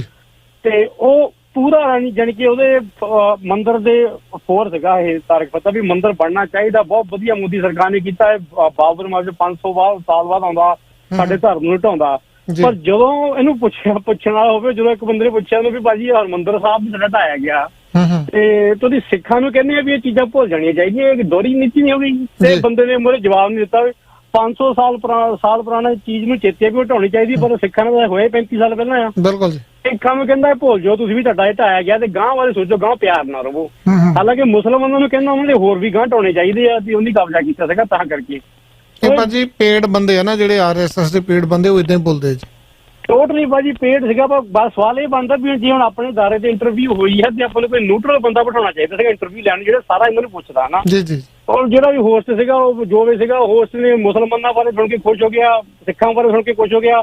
ਪਰ ਜਦੋਂ ਹਿੰਦੂਆਂ ਦੀ ਗੱਲ ਆਉਂਦੀ ਸੀਗੀ ਨਾ ਹੀ ਤਾਂ ਹੋਸਟ ਦਵਾਈ ਕੁਐਸਚਨ ਪੁੱਛਦਾ ਸੀਗਾ, ਅਗਲੇ ਕੁਐਸਚਨ ਤੇ ਭੱਜਣਾ ਸੀਗਾ, ਤੇ ਨਾ ਹੀ ਇਹਨੇ ਜਵਾਬ ਦੇਣੀ। ਹੋਸਟ ਵੀ ਭਾਜੀ ਉਦਾਂ ਦੇ ਹੀ ਹੁੰਦੇ ਆ, ਤੁਹਾਨੂੰ ਪਤਾ ਹੀ ਹੈ ਸਾਰਾ ਜਿਹੜਾ ਗੋਦੀ ਮੀਡੀਆ ਬਣਿਆ ਹੋਇਆ ਉਹ ਜਿਹੜਾ ਉਹਨਾਂ ਦੇ ਅੰਦਰ। ਬਹੁਤ ਭਾਜੀ ਹੈਰਾਨੀ ਹੋਈ ਉਹ ਇੰਟਰਵਿਊ ਸੁਣ ਕੇ, ਤੇ ਕਮ ਸੇ ਕਮ ਆਪਣੇ ਚੈਨਲ ਦਾ ਹੋਸਟ ਇਦਾਂ ਦਾ ਨਹੀਂ ਚਾਹੀਦਾ ਸੀਗਾ, ਬਟ ਪਤਾ ਨਹੀਂ ਆਪਣੇ ਚੈਨਲ 'ਚ ਵੀ ਇਦਾਂ ਦੇ ਬੈਠੇ ਜਿਹੜੇ ਨਹੀਂ ਨਿਊਟਰਲ ਹੈਗੇ। ਕਿਹੜਾ ਚੈਨਲ ਤੇ ਸੀ ਭਾਜੀ ਇਹ? ਭਾਜੀ ਆਪਣੀ ਹੋਈ ਹੈ 3 ਵਜੇ ਉਦੋਂ, ਆਪਣੇ ਪੱਡਾ ਸਾਹਿਬ ਤੋਂ ਬਾਅਦ ਕੀਤੀ ਇੰਟਰਵਿਊ। ਪੱਡਾ ਸਾਹਿਬ ਦੇ ਪ੍ਰੋਗਰਾਮ ਤੋਂ ਬਾਅਦ ਰਾਈਟ ਵੀ ਸ਼ੁਰੂ ਹੋ ਗਈ 15 ਮਿੰਟਾਂ ਬਾਅਦ। ਓਕੇ ਓਕੇ ਠੀਕ ਹੈ ਜੀ, ਦੇਖਿਓ ਮਾਜੀ ਇੰਟਰਵਿਊ ਧੰਨਵਾਦ। ਹਾਂਜੀ ਵੀਰ ਜੀ 8416 ਸਵਾਗਤ ਹੈ ਜੀ। ਸਤਿ ਸ਼੍ਰੀ ਅਕਾਲ ਜੀ। ਸਤਿ ਸ਼੍ਰੀ ਅਕਾਲ ਜੀ। ਢਿੱਲੋਂ ਸਾਹਿਬ ਨੂੰ ਮੇਰਾ ਕੁਐਸਚਨ ਹੈ ਜੀ ਵੀ ਜਦੋਂ ਕਣਕਾਂ ਦੀ ਵਾਢੀ ਸ਼ੁਰੂ ਹੋਈ ਸੀ ਬੜਾ ਕ੍ਰਿਟੀਸਾਈਜ਼ ਹੋਇਆ ਸੀਗਾ ਵੀ ਫਸਲਾਂ ਨਹੀਂ ਚੁੱਕੀਆਂ ਜਾਣੀਆਂ, ਤੇ ਹੁਣ ਕੋਈ ਪਤਾ ਨਹੀਂ ਲੱਗਾ ਜੀ ਕਣਕ ਚੱਕੀ ਗਈ ਜ਼ਿਮੀਂਦਾਰਾਂ ਦੀ ਸਾਰੀ ਕਿ ਜੇ ਰਹਿ ਗਈ ਜੀ ਕੋਈ ਬਾਕੀ ਜੀ। ਕੈਪਟਨ ਸਾਹਿਬ ਨੇ ਅੱਗੇ ਵੀ ਫਸਲ ਤਾਂ ਵੈਸੇ ਚੁੱਕ ਹੀ ਲੈਂਦੇ ਹੁੰਦੇ ਆ ਤੇ ਕੋਈ ਇਹਦਾ ਪਤਾ ਨਹੀਂ ਲੱਗਾ ਜੀ, ਮੁੜ ਕੇ ਹੁਣ ਬੋਲਦਾ ਹੀ ਕੋਈ ਨਹੀਂ ਵੀ ਕਣਕ ਅਜੇ ਮੰਡੀਆਂ 'ਚ ਤਾਂ ਨਹੀਂ ਰੋਲ ਰਹੀ ਜੀ। ਦੱਸਿਓ ਜੀ। ਧੰਨਵਾਦ ਜੀ। ਹਾਂ ਜੀ ਢਿੱਲੋਂ ਸਾਹਿਬ। ਬਿਲਕੁਲ ਜੀ, ਜੇ ਮੰਡੀਆਂ 'ਚ ਰੋਲ ਰਹੀ ਹੁੰਦੀ ਤਾਂ ਹੁਣ ਹਾਹਾਕਾਰ ਮੱਚੀ ਹੁੰਦੀ। ਕਣਕ ਦਾ ਬਹੁਤ ਵੱਡਾ ਹਿੱਸਾ ਸਮੂਥਲੀ ਚੁੱਕਿਆ ਗਿਆ। ਜੇ ਕਿਸੇ ਜ਼ਿਮੀਂਦਾਰ ਨੇ ਆਪਣੇ ਘਰ 'ਚ ਰੱਖੀ ਹੋਵੇ ਜੀ ਤਾਂ ਉਹ ਆਪਾਂ ਉਹਦੇ ਬਾਰੇ ਕੁਝ ਕਹਿ ਨਹੀਂ ਸਕਦੇ, ਕਿਉਂਕਿ ਬਹੁਤ ਸਾਰੇ ਜ਼ਿਮੀਂਦਾਰਾਂ ਨੇ ਰੱਖ ਵੀ ਲਈ ਸੀ ਕਣਕ। ਸ਼ਾਇਦ ਉਹਨਾਂ ਨੂੰ ਇਸ ਗੱਲ ਦੀ ਉਮੀਦ ਸੀ ਕਿ ਸਾਨੂੰ ਕੋਈ ਬੋਨਸ ਵਗੈਰਾ ਮਿਲੂਗਾ। ਪੰਜਾਬ ਸਰਕਾਰ ਨੇ ਮੰਗ ਕੀਤੀ ਸੀ ਕੇਂਦਰ ਸਰਕਾਰ ਤੋਂ ਕਿ ਜਿਹੜੇ ਕਿਸਾਨ ਆਪਣੇ ਘਰਾਂ ਦੇ ਵਿੱਚ ਰੱਖਣਗੇ ਉਹ ਅਨਾਜ ਦੀ ਠੀਕ ਤਰੀਕੇ ਨਾਲ ਦੇਖਭਾਲ ਕਰਨਗੇ, ਸੰਭਾਲ ਕਰਨਗੇ। ਤੁਸੀਂ ਦੇਖੋ ਆਪਣੇ ਸ਼ਾਇਦ ਆਪਣੇ ਢਿੱਲੋਂ ਸਾਹਿਬ ਉਹਨਾਂ ਦੀ ਜੀ ਜਿਹੜੀ ਲਾਈਨ ਆ ਉਹ ਡਿਸਕਨੈਕਟ ਹੋ ਗਈ ਆ, ਤੇ ਮੈਂ ਜੋੜਦਾ ਜੀ ਉਹਨਾਂ ਦੇ ਨਾਲ। ਤੇ ਨਾਲ ਹੀ ਵੀਰ ਹੋਣਾ ਦਾ ਸਵਾਲ ਆਇਆ ਜੀ, ਕਹਿੰਦੇ ਜਿਹੜਾ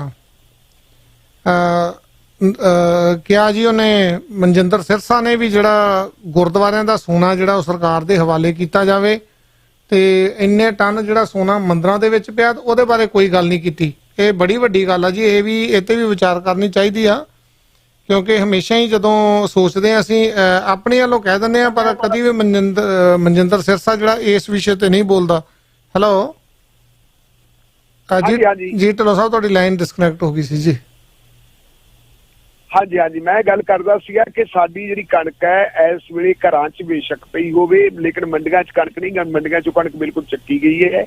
ਔਰ ਘਰਾਂ ਦੇ ਵਿੱਚ ਰੱਖਣ ਦਾ ਕਾਰਨ ਵੀ ਹੈ ਕਿ ਉਹਨਾਂ ਦੀ ਸਾਂਭ ਸੰਭਾਲ ਠੀਕ ਤਰੀਕੇ ਨਾਲ ਹੋ ਜਾਂਦੀ ਹੈ ਜੀ, ਕਿਉਂਕਿ ਸਾਡੇ ਲੋਕਾਂ ਦੇ ਵਿੱਚ ਜਿਹੜੀ ਬੇਈਮਾਨੀ ਹੈ ਨਾ, ਸਾਡੇ ਕਰਮਚਾਰੀਆਂ 'ਚ ਖਾਸ ਕਰਕੇ ਜਿਹੜੇ ਕੁਝ ਬੇਈਮਾਨ ਕਰਮਚਾਰੀ ਹੈ ਉਹ ਕੀ ਕਰਦੇ ਹੈ, ਉਹ ਪਹਿਲਾਂ ਕਣਕ ਹੈ ਚਾਹੇ ਝੋਨਾ ਹੈ ਉਹਨੂੰ ਬਕਵਾ ਦਿੰਦੇ ਆ, ਚੋਰੀ ਕਰਵਾ ਦਿੰਦੇ ਆ। ਬਾਅਦ ਦੇ ਵਿੱਚ ਫਿਰ ਜਦੋਂ ਲੱਗਣੀਆਂ ਹੁੰਦੀਆਂ ਸਪੈਸ਼ਲਾਂ ਲੱਗਣੀਆਂ ਹੁੰਦੀਆਂ, ਸਪੈਸ਼ਲਾਂ ਦੇ ਲੱਗਣ ਤੋਂ ਪਹਿਲਾਂ ਫਿਰ ਉਹ ਪਾਣੀ ਛਿੜਕਵਾ ਦਿੰਦੇ ਹੈ ਜੀ, ਬਕਾਇਦਾ ਮੋਟਰਾਂ ਲਾ ਕੇ ਪਾਣੀ ਛਿੜਕਿਆ ਜਾਂਦਾ ਤਾਂ ਕਿ ਲੋਡ ਪੂਰਾ ਹੋ ਜਾਏ। ਸੋ ਉਹ ਅਨਾਜ ਜਦੋਂ ਇੱਕ ਗਰਾਊਂਡ ਚੋਂ ਚੱਕ ਕੇ ਦੂਜੇ ਗਰਾਊਂਡ 'ਚ ਜਾਂਦਾ, ਦੂਜੀ ਸਟੇਟ ਦੇ ਵਿੱਚ ਜਾਂਦਾ, ਫਿਰ ਉਹ ਬਾਅਦ ਵਿੱਚ ਸੜ ਜਾਂਦਾ ਹੈ। ਕਈ ਵਾਰੀ ਹਾਲਾਤ ਇਹੋ ਜਿਹੇ ਵੀ ਬਣ ਜਾਂਦੇ ਹੈ ਕਿ ਟ੍ਰੇਨ ਦੀ ਜਿਹੜੀ ਹੈਗੀ ਸਮਾਂ ਸੀਮਾ ਪਹਿਲਾਂ ਬਣ ਜਾਂਦੀ ਹੈ, ਉਹਦਾ ਟਾਈਮ ਟੇਬਲ ਬਣ ਜਾਂਦਾ, ਬਾਅਦ ਦੇ ਵਿੱਚ ਟ੍ਰੇਨ ਕੈਂਸਲ ਹੋ ਜਾਂਦੀ ਹੈ। ਤੇ ਜਦੋਂ ਕੈਂਸਲ ਹੋ ਜੇ ਉਹਦੇ 6 ਮਹੀਨਿਆਂ ਬਾਅਦ ਆਉਣੀ ਹੈ, ਪਤਾ ਨਹੀਂ 4 ਮਹੀਨਿਆਂ ਬਾਅਦ ਆਉਣੀ, ਉਹਨੀ ਬਾਅਦ ਤੁਹਾਨੂੰ ਪਤਾ ਵੀ ਜਿਹੜਾ ਅਨਾਜ ਕਿੱਲਾ ਹੋ ਜਾਂਦਾ ਉਹ ਬਾਅਦ ਦੇ ਵਿੱਚ ਸੜ ਜਾਂਦਾ ਹੈ। ਸੋ ਐਤਕੀ ਮੇਰਾ ਖਿਆਲ ਹੈ ਵੀ ਕੁਝ ਇਹ ਰੱਖਿਆ ਹੋਇਆ ਸੀਗਾ ਕਿ ਕਿਸਾਨ ਦੇ ਘਰਾਂ 'ਚ ਰੱਖ ਲੈਣ, ਉਹਨਾਂ ਨੂੰ ਬੋਨਸ ਦਿੱਤਾ ਜਾਊਗਾ ਔਰ ਵਧੀਆ ਰਵੇ ਜੇ ਬੋਨਸ ਮਿਲ ਜੇ ਉਹਨਾਂ ਨੂੰ। ਇਹੋ ਜਿਹੀ ਕਣਕ ਤਾਂ ਬੇਸ਼ੱਕ ਰਹਿ ਗਈ ਹੋਵੇ, ਵੈਸੇ ਕਣਕ ਚੱਕੀ ਗਈ ਹੈ ਜੀ। ਹਾਂ ਬਿਲਕੁਲ ਜੀ, ਆਪਾਂ ਨੈਕਸਟ ਕਾਲ ਲੈ ਲਈਏ। ਹਾਂਜੀ 8770 ਸਵਾਗਤ ਹੈ ਵੀਰ ਜੀ। ਸਤਿ ਸ੍ਰੀ ਅਕਾਲ ਭਾਜੀ। ਸਤਿ ਸ੍ਰੀ ਅਕਾਲ ਭੈਣ ਜੀ, ਸਵਾਗਤ ਹੈ ਜੀ। ਭਾਜੀ ਮੈਂ ਦੋ ਗੱਲਾਂ ਕਰਨੀਆਂ ਸਿਰਫ ਜੀ। ਇੱਕ ਤਾਂ ਹੈ ਜਿਹੜੇ ਕਹਿੰਦੇ ਨਾ ਸਿੱਖਾਂ ਨੂੰ ਭੁੱਲ ਜਾਣਾ ਚਾਹੀਦਾ, ਇਹ ਸਿੱਖ ਸਾਡੇ ਕਿਉਂ ਭੁੱਲਣ ਜਿਹਨਾਂ ਦੀ ਹਿੱਕ ਦੇ ਉੱਤੇ ਦੀਵਾ ਜਲਿਆ ਹੋਵੇ। ਬਾਕੀ ਦੂਸਰਾ ਹੈਗਾ ਜਿਹੜਾ ਮੋਦੀ ਕਹਿੰਦਾ ਇਹ ਕਾਤੇ ਨਹੀਂ ਭੁੱਲਦਾ, ਇਹਦਾ ਧਰਮ ਸਾਡੇ ਧਰਮ ਨਾਲ ਉੱਤੇ ਆ ਜੀ ਜੀ। ਬਾਕੀ ਰਹੀ ਇਹ ਗੱਲ ਸੋਨੇ ਦੀ, ਸਾਡੇ ਸਿੱਖ ਗੁਰਦੁਆਰੇ ਵਾਲਿਆਂ ਨੇ ਕਹਿੰਦਾ ਸੋਨਾ ਸਾਰਾ ਗੌਰਮੈਂਟ ਦੇ ਹਵਾਲੇ ਕਰ ਦੇਣਾ ਚਾਹੀਦਾ, ਤਾਂ ਕਿਉਂ ਮੰਦਿਰਾਂ ਗੁਰਦੁਆਰੇ ਉੱਥੇ ਗੌਰਮੈਂਟ ਦੇ ਹਵਾਲੇ ਨਹੀਂ ਹੋ ਸਕਦਾ ਸੋਨਾ? ਬਿਲਕੁਲ ਜੀ ਬਿਲਕੁਲ, ਟਨਾਂ ਦੇ ਹਿਸਾਬ ਨਾਲ ਪਿਆ ਜੀ। ਢਿੱਲੋਂ ਸਾਹਿਬ ਨੂੰ ਪੁੱਛਿਓ ਜਰਾ ਕਿ ਮੇਰਾ ਇਹ ਕੁਐਸਚਨ ਦੋਨੇ ਜੀ। ਧੰਨਵਾਦ ਜੀ, ਧੰਨਵਾਦ ਜੀ। ਢਿੱਲੋਂ ਸਾਹਿਬ ਮਨਜਿੰਦਰ ਸਿਰਸਾ ਕਹਿੰਦਾ ਜਿਹੜਾ ਗੁਰਦੁਆਰਿਆਂ ਦੇ ਵਿੱਚ ਸੋਨਾ ਪਿਆ ਉਹ ਸਰਕਾਰ ਦੇ ਹਵਾਲੇ ਕਰ ਦੋ, ਤੇ ਮੰਦਿਰਾਂ ਦੇ ਵਿੱਚ ਟਨਾਂ ਦੇ ਹਿਸਾਬ ਨਾਲ ਪਿਆ ਉਹਦੇ ਤੇ ਕੀ ਪ੍ਰੋਬਲਮ ਆ? ਇਹ ਤਾਂ ਮਨਜਿੰਦਰ ਸਿੰਘ ਸਿਰਸਾ ਦੱਸ ਸਕਦਾ ਜੀ, ਪਰ ਮੈਨੂੰ ਲੱਗਦੀ ਹੈ ਕਿ ਮਨਜਿੰਦਰ ਸਿਰਸਾ ਨਹੀਂ ਬੋਲਦਾ, ਸ਼ਾਇਦ RSS ਦੀ ਬੋਲੀ ਉਹ ਤਾਂ ਬਣਵਾਈ ਜਾ ਰਹੀ ਹੈ ਕਿ ਤੂੰ ਇਹ ਬੋਲ, ਕਿਉਂਕਿ ਜੇ ਗੁਰੂ ਘਰਾਂ ਦੇ ਵਿੱਚ ਸੋਨਾ ਹੈਗਾ ਉਹ ਸ਼ਰਧਾ ਨਾਲ ਚੜਾਇਆ ਹੋਇਆ ਹੈ ਜੀ, ਉਹ ਲੋਕਾਂ ਨੇ ਚੜਾਇਆ ਹੈ, ਉਹ ਸਾਡੀ ਸ਼ਾਨ ਹੈ, ਉਹ ਸਾਡੀ ਇੱਕ ਕੌਮੀ ਸਰਮਾਇਆ ਹੈ। ਜੇ ਦੇਸ਼ ਨੂੰ ਲੋੜ ਪਊਗੀ ਸਿੱਖ ਆਪ ਹੀ ਸੋਚ ਲੈਣਗੇ ਕਿ ਅਸੀਂ ਕੀ ਦੇਣਾ ਹੈ। ਜਿਸ ਦੇਸ਼ ਨੂੰ ਆਜ਼ਾਦ ਕਰਵਾਉਣ ਵਾਸਤੇ ਸਾਡੇ ਭਾਈਚਾਰੇ ਨੇ ਆਪਣਾ ਖੂਨ ਡੋਲਿਆ, ਜਿਸ ਦੇਸ਼ ਦੀ ਆਜ਼ਾਦੀ ਨੂੰ ਬਰਕਰਾਰ ਰੱਖਣ ਵਾਸਤੇ ਅੱਜ ਵੀ ਸਰਹੱਦਾਂ ਦੇ ਉੱਤੇ ਸਾਡੇ ਲੋਕ ਮਰਦੇ ਹੈ, ਉਹ ਕੁਛ ਵੀ ਕਰ ਸਕਦੇ ਆ ਦੇਸ਼ ਦੀ ਖਾਤਰ। ਪਰ ਮੈਨੂੰ ਤਾਂ ਸਮਝ ਨਹੀਂ ਆਉਂਦੀ ਕਿ ਕਿੱਥੋਂ ਕਿਹੜੀ ਬੋਲੀ ਬੋਲਣ ਲੱਗਿਆ ਸਿਰਸਾ ਸਾਹਿਬ ਜੀ। ਕਿਉਂ ਉਹਨੇ ਇਹ ਕਿਉਂ ਨਹੀਂ ਕਿਹਾ ਵੀ ਤ੍ਰਿਪਤੀ ਦੇ ਮੰਦਿਰ ਕੋਲ ਕਿੰਨਾ ਪੈਸਾ ਪਿਆ? ਦੱਖਣ ਦੇ ਵਿੱਚ ਬਹੁਤ ਸਾਰੇ ਮੰਦਿਰ ਅਜਿਹੇ ਪਏ ਹੈ, ਜੇ ਉਹਨਾਂ ਮੰਦਿਰਾਂ ਦਾ ਸੋਨਾ ਜਿਹੜਾ ਧਰਤੀ ਦੇ ਵਿੱਚ ਤਹਿਖਾਨਿਆਂ ਦੇ ਵਿੱਚ ਪਿਆ ਉਹ ਕੱਢ ਲਿਆ ਜਾਵੇ ਤਾਂ ਸਾਡੇ ਦੇਸ਼ ਦੀ ਗਰੀਬੀ ਦੂਰ ਹੋ ਸਕਦੀ ਹੈ। ਇਹਦੇ ਬਾਰੇ ਕਿਉਂ ਨਹੀਂ ਸੋਚਿਆ ਜਾ ਸਕਦਾ ਜੀ? ਬਿਲਕੁਲ ਸਰਸਾ ਸਾਹਿਬ ਵੈਸੇ ਬਿਹਤਰ ਦੱਸ ਸਕਦੇ, ਪਰ ਮੇਰਾ ਖਿਆਲ ਹੈ ਉਹ ਸਰਸਾ ਸਾਹਿਬ ਨਹੀਂ ਬੋਲਦੇ, ਉਹਦੇ ਮਾਲਕ ਕਹਿੰਦੇ ਵੀ ਤੁਸੀਂ ਬੋਲੋ, ਔਰ ਉਹ ਬੋਲਦੇ ਤੇ ਸਰਸਾ ਸਾਹਿਬ ਦਾ ਤੁਹਾਨੂੰ ਪਤਾ ਵੀ ਉਹ BJP ਦੇ MLA ਵੀ ਰਹੇ ਹੈ। ਜੀ ਜੀ ਜੀ ਬਿਲਕੁਲ ਜੀ। ਆਪਾਂ ਕਾਲ ਲੈ ਲਈਏ ਜੀ। ਹਾਂਜੀ 2156 ਸਵਾਗਤ ਹੈ ਜੀ। ਹਾਂਜੀ ਸਤਿ ਸ੍ਰੀ ਅਕਾਲ ਜੀ। ਸਤਿ ਸ੍ਰੀ ਅਕਾਲ ਜੀ। ਦੇਖੋ ਜੀ ਸਰਸਾ ਸਾਹਿਬ ਹੋਏ ਜਾਂ ਦੂਸਰੇ ਉੱਥੇ ਕਮੇਟੀਆਂ ਵਾਲੇ ਹੋਏ ਨਾ, ਇਹ ਸੋਨੇ ਦੀ ਦੌੜ ਤੋਂ ਬਹੁਤ ਕਰਦੇ ਆ। ਅੱਗੇ ਜਦੋਂ ਜੀ ਅਸੀਂ ਸੋਨੇ ਦੀ ਪਾਲਕੀ ਬਣਾ ਕੇ ਪਾਕਿਸਤਾਨ ਲੈ ਜਾਣੀ ਆ, ਫਿਰ ਕੱਲ ਨੂੰ ਤੁਹਾਨੂੰ ਉੱਥੇ ਉਹ ਬਾੜਨਾ ਦਓਗੇ, ਦੂਸਰਾ ਕਰਦੀ ਆ, ਤੁਸੀਂ ਕਰ ਲਓਗੇ ਉਹ ਸੋਨਾ ਤਾਂ ਉਸ ਗਵਰਨਮੈਂਟ ਕੋਲ ਚਲੇ ਗਿਆ, ਤੁਸੀਂ ਆਪਣੇ ਦੇਸ਼ ਦੀ ਪ੍ਰਾਪਰਟੀ ਨੂੰ ਖੋਰਾ ਲਾਇਆ। ਇਹ ਜਿਹੜਾ ਗੁਰਦੁਆਰਿਆਂ ਮੰਦਿਰਾਂ ਵਿੱਚ ਸੋਨਾ ਹੈਗਾ ਗੌਰਮੈਂਟ ਨੂੰ ਦੇਣ ਦੀ ਲੋੜ ਨਹੀਂ, ਗੌਰਮੈਂਟ ਤਾਂ ਪਹਿਲਾਂ ਹੀ ਚੋਰ ਆ, ਉਹ ਕਿਸੇ ਨੂੰ ਗਰੀਬ ਨੂੰ ਦਿੰਦਾ ਪੈਸਾ, ਭੁੱਖਾ ਮਾਰਦੇ ਨੂੰ ਕੋਈ ਵੀ ਜਿਹੜੇ ਵੀ ਫੰਡ ਬਣਾਉਂਦੇ ਉਹਨਾਂ ਦੇ ਆਪਣੇ ਬੰਦਿਆਂ ਨੂੰ ਜਾਣੇ ਆ, ਉਹ ਏਦਾਂ ਦੀ ਸਕੀਮ ਉਹਨਾਂ ਦੀ। ਇਹ ਜਿਹੜਾ ਸੋਨਾ ਹੈਗਾ ਪਬਲਿਕ ਦਾ ਆ, ਇਹ ਜੇ ਲੋਕਾਂ ਦੇ ਵਿੱਚ ਵੇਚ ਕੇ ਵੰਡ ਦਿੱਤਾ ਜਾਵੇ, ਜਿਹੜੇ ਕਿਸਾਨ ਗਲਾਂ 'ਚ ਰੱਸੇ ਪਾ ਕੇ ਮਰਦੇ ਆ ਉਹ ਬਚ ਜਾਓਗੇ ਵਿਚਾਰੇ। ਮੋਦੀ ਉਹਨਾਂ ਨੇ ਜੇ ਗੌਰਮੈਂਟ ਦੇ ਉਹਨੇ ਤਾਂ ਅੱਗੇ ਮਾਰੇ ਆ, ਕਿਸਾਨ ਹੋਰ ਮਰ ਜਾਣੇ ਆ, ਉਹਨੇ ਦੇਣਾ ਸਿਰਫ ਆਪਣੇ ਬੰਦਿਆਂ ਨੂੰ ਆ। ਇਹਨੂੰ ਵੇਚ ਕੇ ਜਿਹੜੇ ਪੰਜਾਬ ਦੇ ਵਿੱਚ ਗਰੀਬ ਲੋਕ ਫਾਹਾ ਲੈਂਦੇ ਆ, ਮਰਦੇ ਆ, ਉਹਨਾਂ ਨੂੰ ਫਾਹੇ ਤੋਂ ਬਚਾਇਆ ਜਾਵੇ ਤਾਂ ਇਹ ਭਲਾ ਹੋਊਗਾ ਜੀ। ਬਿਲਕੁਲ ਜੀ, ਧੰਨਵਾਦ ਵੀਰ ਜੀ, ਵਾਕਿਆ ਗੱਲ ਸਹੀ ਹੈ ਤੁਹਾਡੀ। ਢਿੱਲੋਂ ਸਾਹਿਬ ਕਰੋੜਾਂ ਦਾ ਟੀਕਾ ਮਨੁੱਖੀ ਟ੍ਰਾਇਲ ਸਫਲ। ਬਿਲਕੁਲ ਜੀ, ਖਬਰ ਅਮਰੀਕਾ ਤੋਂ ਆ ਰਹੀ ਹੈ। ਅਮਰੀਕਾ ਨੇ ਕਹਿੰਦੇ ਵੈਕਸੀਨੇਸ਼ਨ ਇੱਕ ਜਿਹੜੀ ਹੈ ਵੈਕਸੀਨ ਤਿਆਰ ਕੀਤੀ ਹੈ ਕਰੋਨਾ ਦੇ ਇਲਾਜ ਵਾਸਤੇ ਜੀ। ਇਹ ਜਿਹੜੀ ਹੈਗੀ ਹੈ ਜੀ ਬੋਸਟਨ ਸਥਿਤ ਇੱਕ ਬਾਇਓਟੈਕ ਕੰਪਨੀ ਹੈ, ਮਾਡਰਨਾ ਕੰਪਨੀ। ਇਹਨਾਂ ਨੇ ਕਹਿੰਦੇ ਕੋਈ ਜਿਹੜਾ ਹੈਗਾ ਬਣਾਇਆ ਆਪਣਾ ਥੋੜਾ ਵੈਕਸੀਨ 18 ਤੋਂ 55 ਸਾਲਾਂ ਦੀ ਜਿਹੜੀ ਉਮਰ ਦਾ ਇੱਕ ਗਰੁੱਪ ਹੈ। ਇਸ ਗਰੁੱਪ ਦੇ ਜਿਹੜੇ 45 ਪੂਰੀ ਤਰ੍ਹਾਂ ਤੰਦਰੁਸਤ ਵਿਅਕਤੀ ਸੀ, ਉਹਨਾਂ ਦੇ ਉੱਤੇ ਮਤਲਬ ਜਿਹੜਾ ਇਹ ਟੈਸਟ ਕਰਕੇ ਦੇਖਿਆ ਜੀ ਕਿ ਇਹ ਇਮਿਊਨ ਸਿਸਟਮ ਵਧਾਉਂਦਾ ਕਿ ਨਹੀਂ ਵਧਾਉਂਦਾ। ਤੇ ਜਿਹੜੇ ਰਿਜ਼ਲਟ ਆਏ ਉਹ ਰਿਜ਼ਲਟ ਦੱਸਦੇ ਆ, ਉਹ ਕਹਿੰਦੇ ਆ ਕਿ ਜਿਹੜੇ ਲੋਕ ਕਰੋਨਾ ਚੋਂ ਬਾਹਰ ਨਿਕਲ ਕੇ ਆਏ ਹੈ, ਇਲਾਜ ਹੋ ਕੇ ਆਏ ਹੈ, ਉਹਨਾਂ ਦੇ ਜਿਸਮ ਦੀ ਜਿਹੜੀ ਪ੍ਰਤੀਰੋਧਕ ਸ਼ਕਤੀ ਹੈ, ਜਿਹਨੂੰ ਆਪਾਂ ਕਹਿ ਦਈਏ ਬਿਮਾਰੀਆਂ ਦਾ ਮੁਕਾਬਲਾ ਕਰਨ ਵਾਲੀ ਸ਼ਕਤੀ, ਜਿਹੜੀ ਐਂਟੀਬਾਡੀ ਉਹਨੇ ਬਣ ਚੁੱਕੀ ਹੈ ਜੀ, ਉਹਦੇ ਨਾਲੋਂ ਵੀ ਰਿਜ਼ਲਟ ਚੰਗੇ ਆਏ।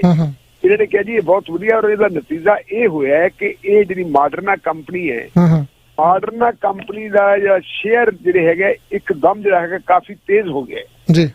ਦੱਸਦੇ ਕਹਿੰਦੇ ਜਿਹੜਾ 66 ਰੁਪਏ ਦਾ ਇਹਦਾ $66 ਦਾ ਜਿਹੜਾ ਸ਼ੇਅਰ ਸੀ ਉਹ ਵੱਧ ਕੇ $87 ਦਾ ਹੋ ਗਿਆ।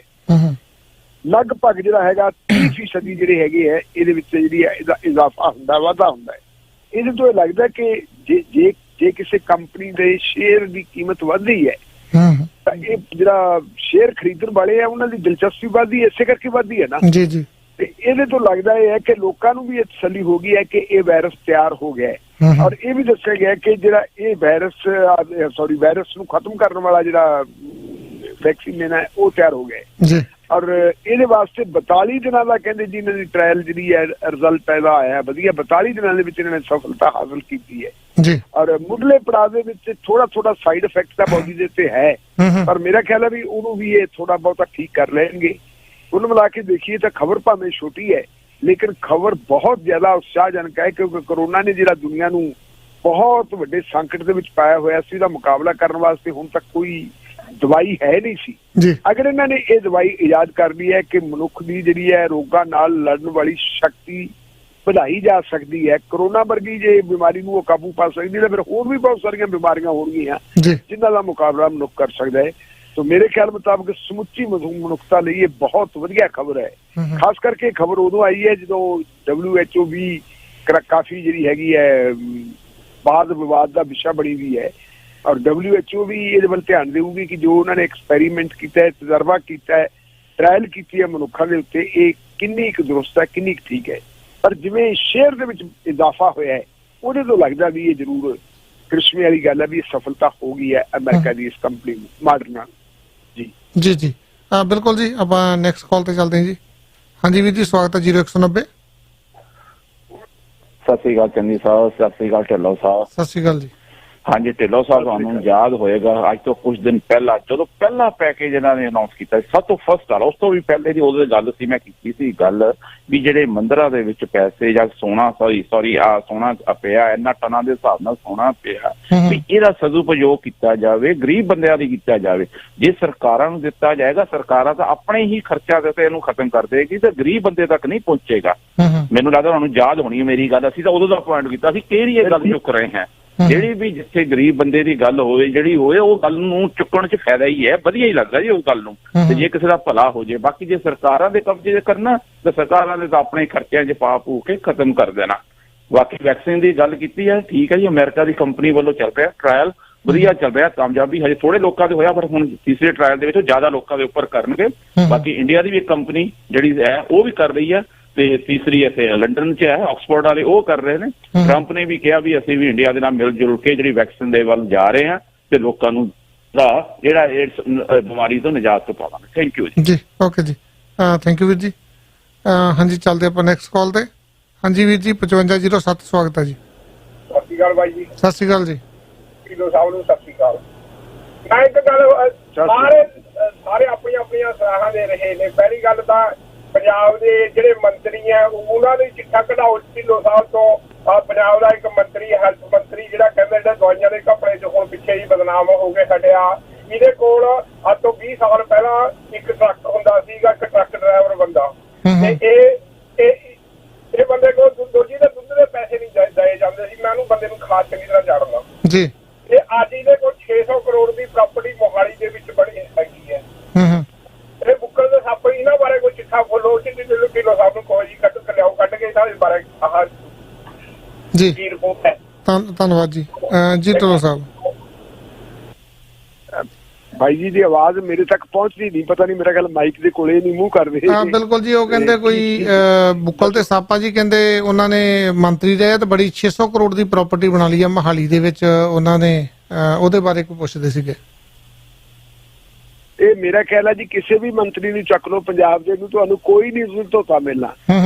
ਕਿਸੇ ਵੀ ਪਾਰਟੀ ਦੇ ਹੋਣ, ਚਾਹੇ ਉਹ ਅਕਾਲੀ ਹੋਣ ਚਾਹੇ ਕਾਂਗਰਸੀ ਹੋਣ, ਮੰਤਰੀ ਬਣਦੇ ਹੀ ਉਹ ਹੈ ਜਿਹੜੇ ਪਹਿਲਾਂ ਆਪ ਮਤਲਬ ਆਪ ਦੀ ਗਰੀਬੀ ਦੂਰ ਕਰਦੇ ਆ, ਆਪ ਦੀ ਗਰੀਬੀ ਦੂਰ ਕਰਨ ਤੋਂ ਬਾਅਦ ਫਿਰ ਉਹ ਅਗਾਂਹ ਵੱਧਦੇ ਹੈ ਤੇ ਫਿਰ ਉਹ ਰਿਸ਼ਤੇਦਾਰਾਂ ਦੀ ਗਰੀਬੀ ਦੂਰ ਕਰਦੇ ਕਰਦੇ ਮਤਲਬ ਐਡੇ ਵੱਡੇ ਵੱਡੇ ਸਾਮਰਾਜ ਬਣਾ ਲੈਂਦੇ ਹੈ। ਇੱਥੇ ਤਾਂ ਅਜਿਹੇ ਲੋਕ ਵੇਖੇ ਐ ਜਿਹੜੇ ਸਾਈਕਲਾਂ ਦੇ ਉੱਤੇ ਦੁੱਧ ਵੇਚਦੇ ਹੁੰਦੇ ਸੀ ਤੇ ਕਿੱਡੇ ਕਿੱਡੇ ਵੱਡੇ ਕਾਰੋਬਾਰੀ ਬਣ ਗਏ। ਔਰ ਮੈਂ ਇੱਥੇ ਇੱਕ ਤੁਹਾਨੂੰ ਗੱਲ ਦੱਸਣੀ ਚਾਹੂੰਗਾ, ਮੇਰਾ ਇੱਕ ਮਿੱਤਰ ਹੁੰਦਾ ਸੀ MLA, ਉਹ ਹੁਣ MLA ਨਹੀਂ ਹੈ, ਮੈਂ ਨਾਂ ਨਹੀਂ ਲੈਣਾ ਚਾਹੁੰਦਾ, ਜੇ ਕਹੂੰਗਾ ਕੋਈ ਸਰੋਤਾ ਦਾ ਮੈਂ ਕਹਿ ਵੀ ਦਊਂਗਾ। ਮੈਂ ਉਹਦੇ ਨਾਲ ਇੱਕ ਵਾਰੀ ਗਿਆ, ਚੀਫ ਸੈਕਟਰੀ ਹੁੰਦਾ ਸੀ ਪੰਜਾਬ ਦਾ ਅਜੀਤ ਸਿੰਘ ਚੱਠਾ ਜੀ। AM ਸਿੰਘ ਦੀ ਸਰਕਾਰ ਹੁੰਦੀ ਸੀ, ਉਹਦੇ ਕੋਲ ਜਾ ਕੇ ਬੈਠੇ, ਉਹਨੇ ਕੋਈ ਆਪਦਾ ਕੰਮ ਧੰਦਾ ਕਰਾਉਣਾ ਸੀ, ਮੈਂ ਤਾਂ ਵੈਸੇ ਹੀ ਨਾਲ ਸੀ ਜੀ।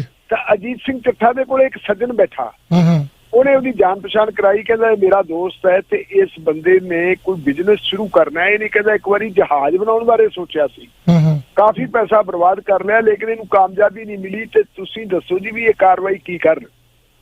ਉਹ MLA ਕਹਿੰਦਾ ਯਾਰ ਮੈਂ ਤਾਂ ਜਮਾ ਮਲੰਗ ਸੀਗਾ, ਮੇਰੇ ਕੋਲ ਸਾਈਕਲ ਨਹੀਂ ਹੁੰਦਾ ਸੀਗਾ, ਫਿਰਦਾ ਰਿਹਾ, ਚਲੋ ਮੇਰੇ ਕੋਲੇ ਮੋਟਰਸਾਈਕਲ ਵੀ ਹੋ ਗਿਆ, ਸਾਰਾ ਕੁਝ ਹੋ ਗਿਆ, ਹੁਣ ਮੈਂ MLA ਬਣ ਗਿਆ, ਪੈਨਸ਼ਨ ਵਗੈਰਾ ਮਿਲ ਜੂਗੀ, ਇਹਦੇ ਨਾਲ ਮੇਰਾ ਰੁਜ਼ਗਾਰ ਪੂਰਾ ਹੋ ਜੂ। ਮੈਂ ਤਾਂ ਆਪ ਬੇਰੁਜ਼ਗਾਰ ਆ, ਮੈਂ ਕੋਈ ਕੰਮ ਕੀਤਾ ਨਹੀਂ, ਮੈਂ ਤਾਂ ਆਪਦੀ ਪਾਰਟੀ ਦਾ ਵਰਕਰ ਸੀਗਾ ਤੇ ਮੈਂ ਇਹਨੂੰ ਕੀ ਦੱਸਾਂ।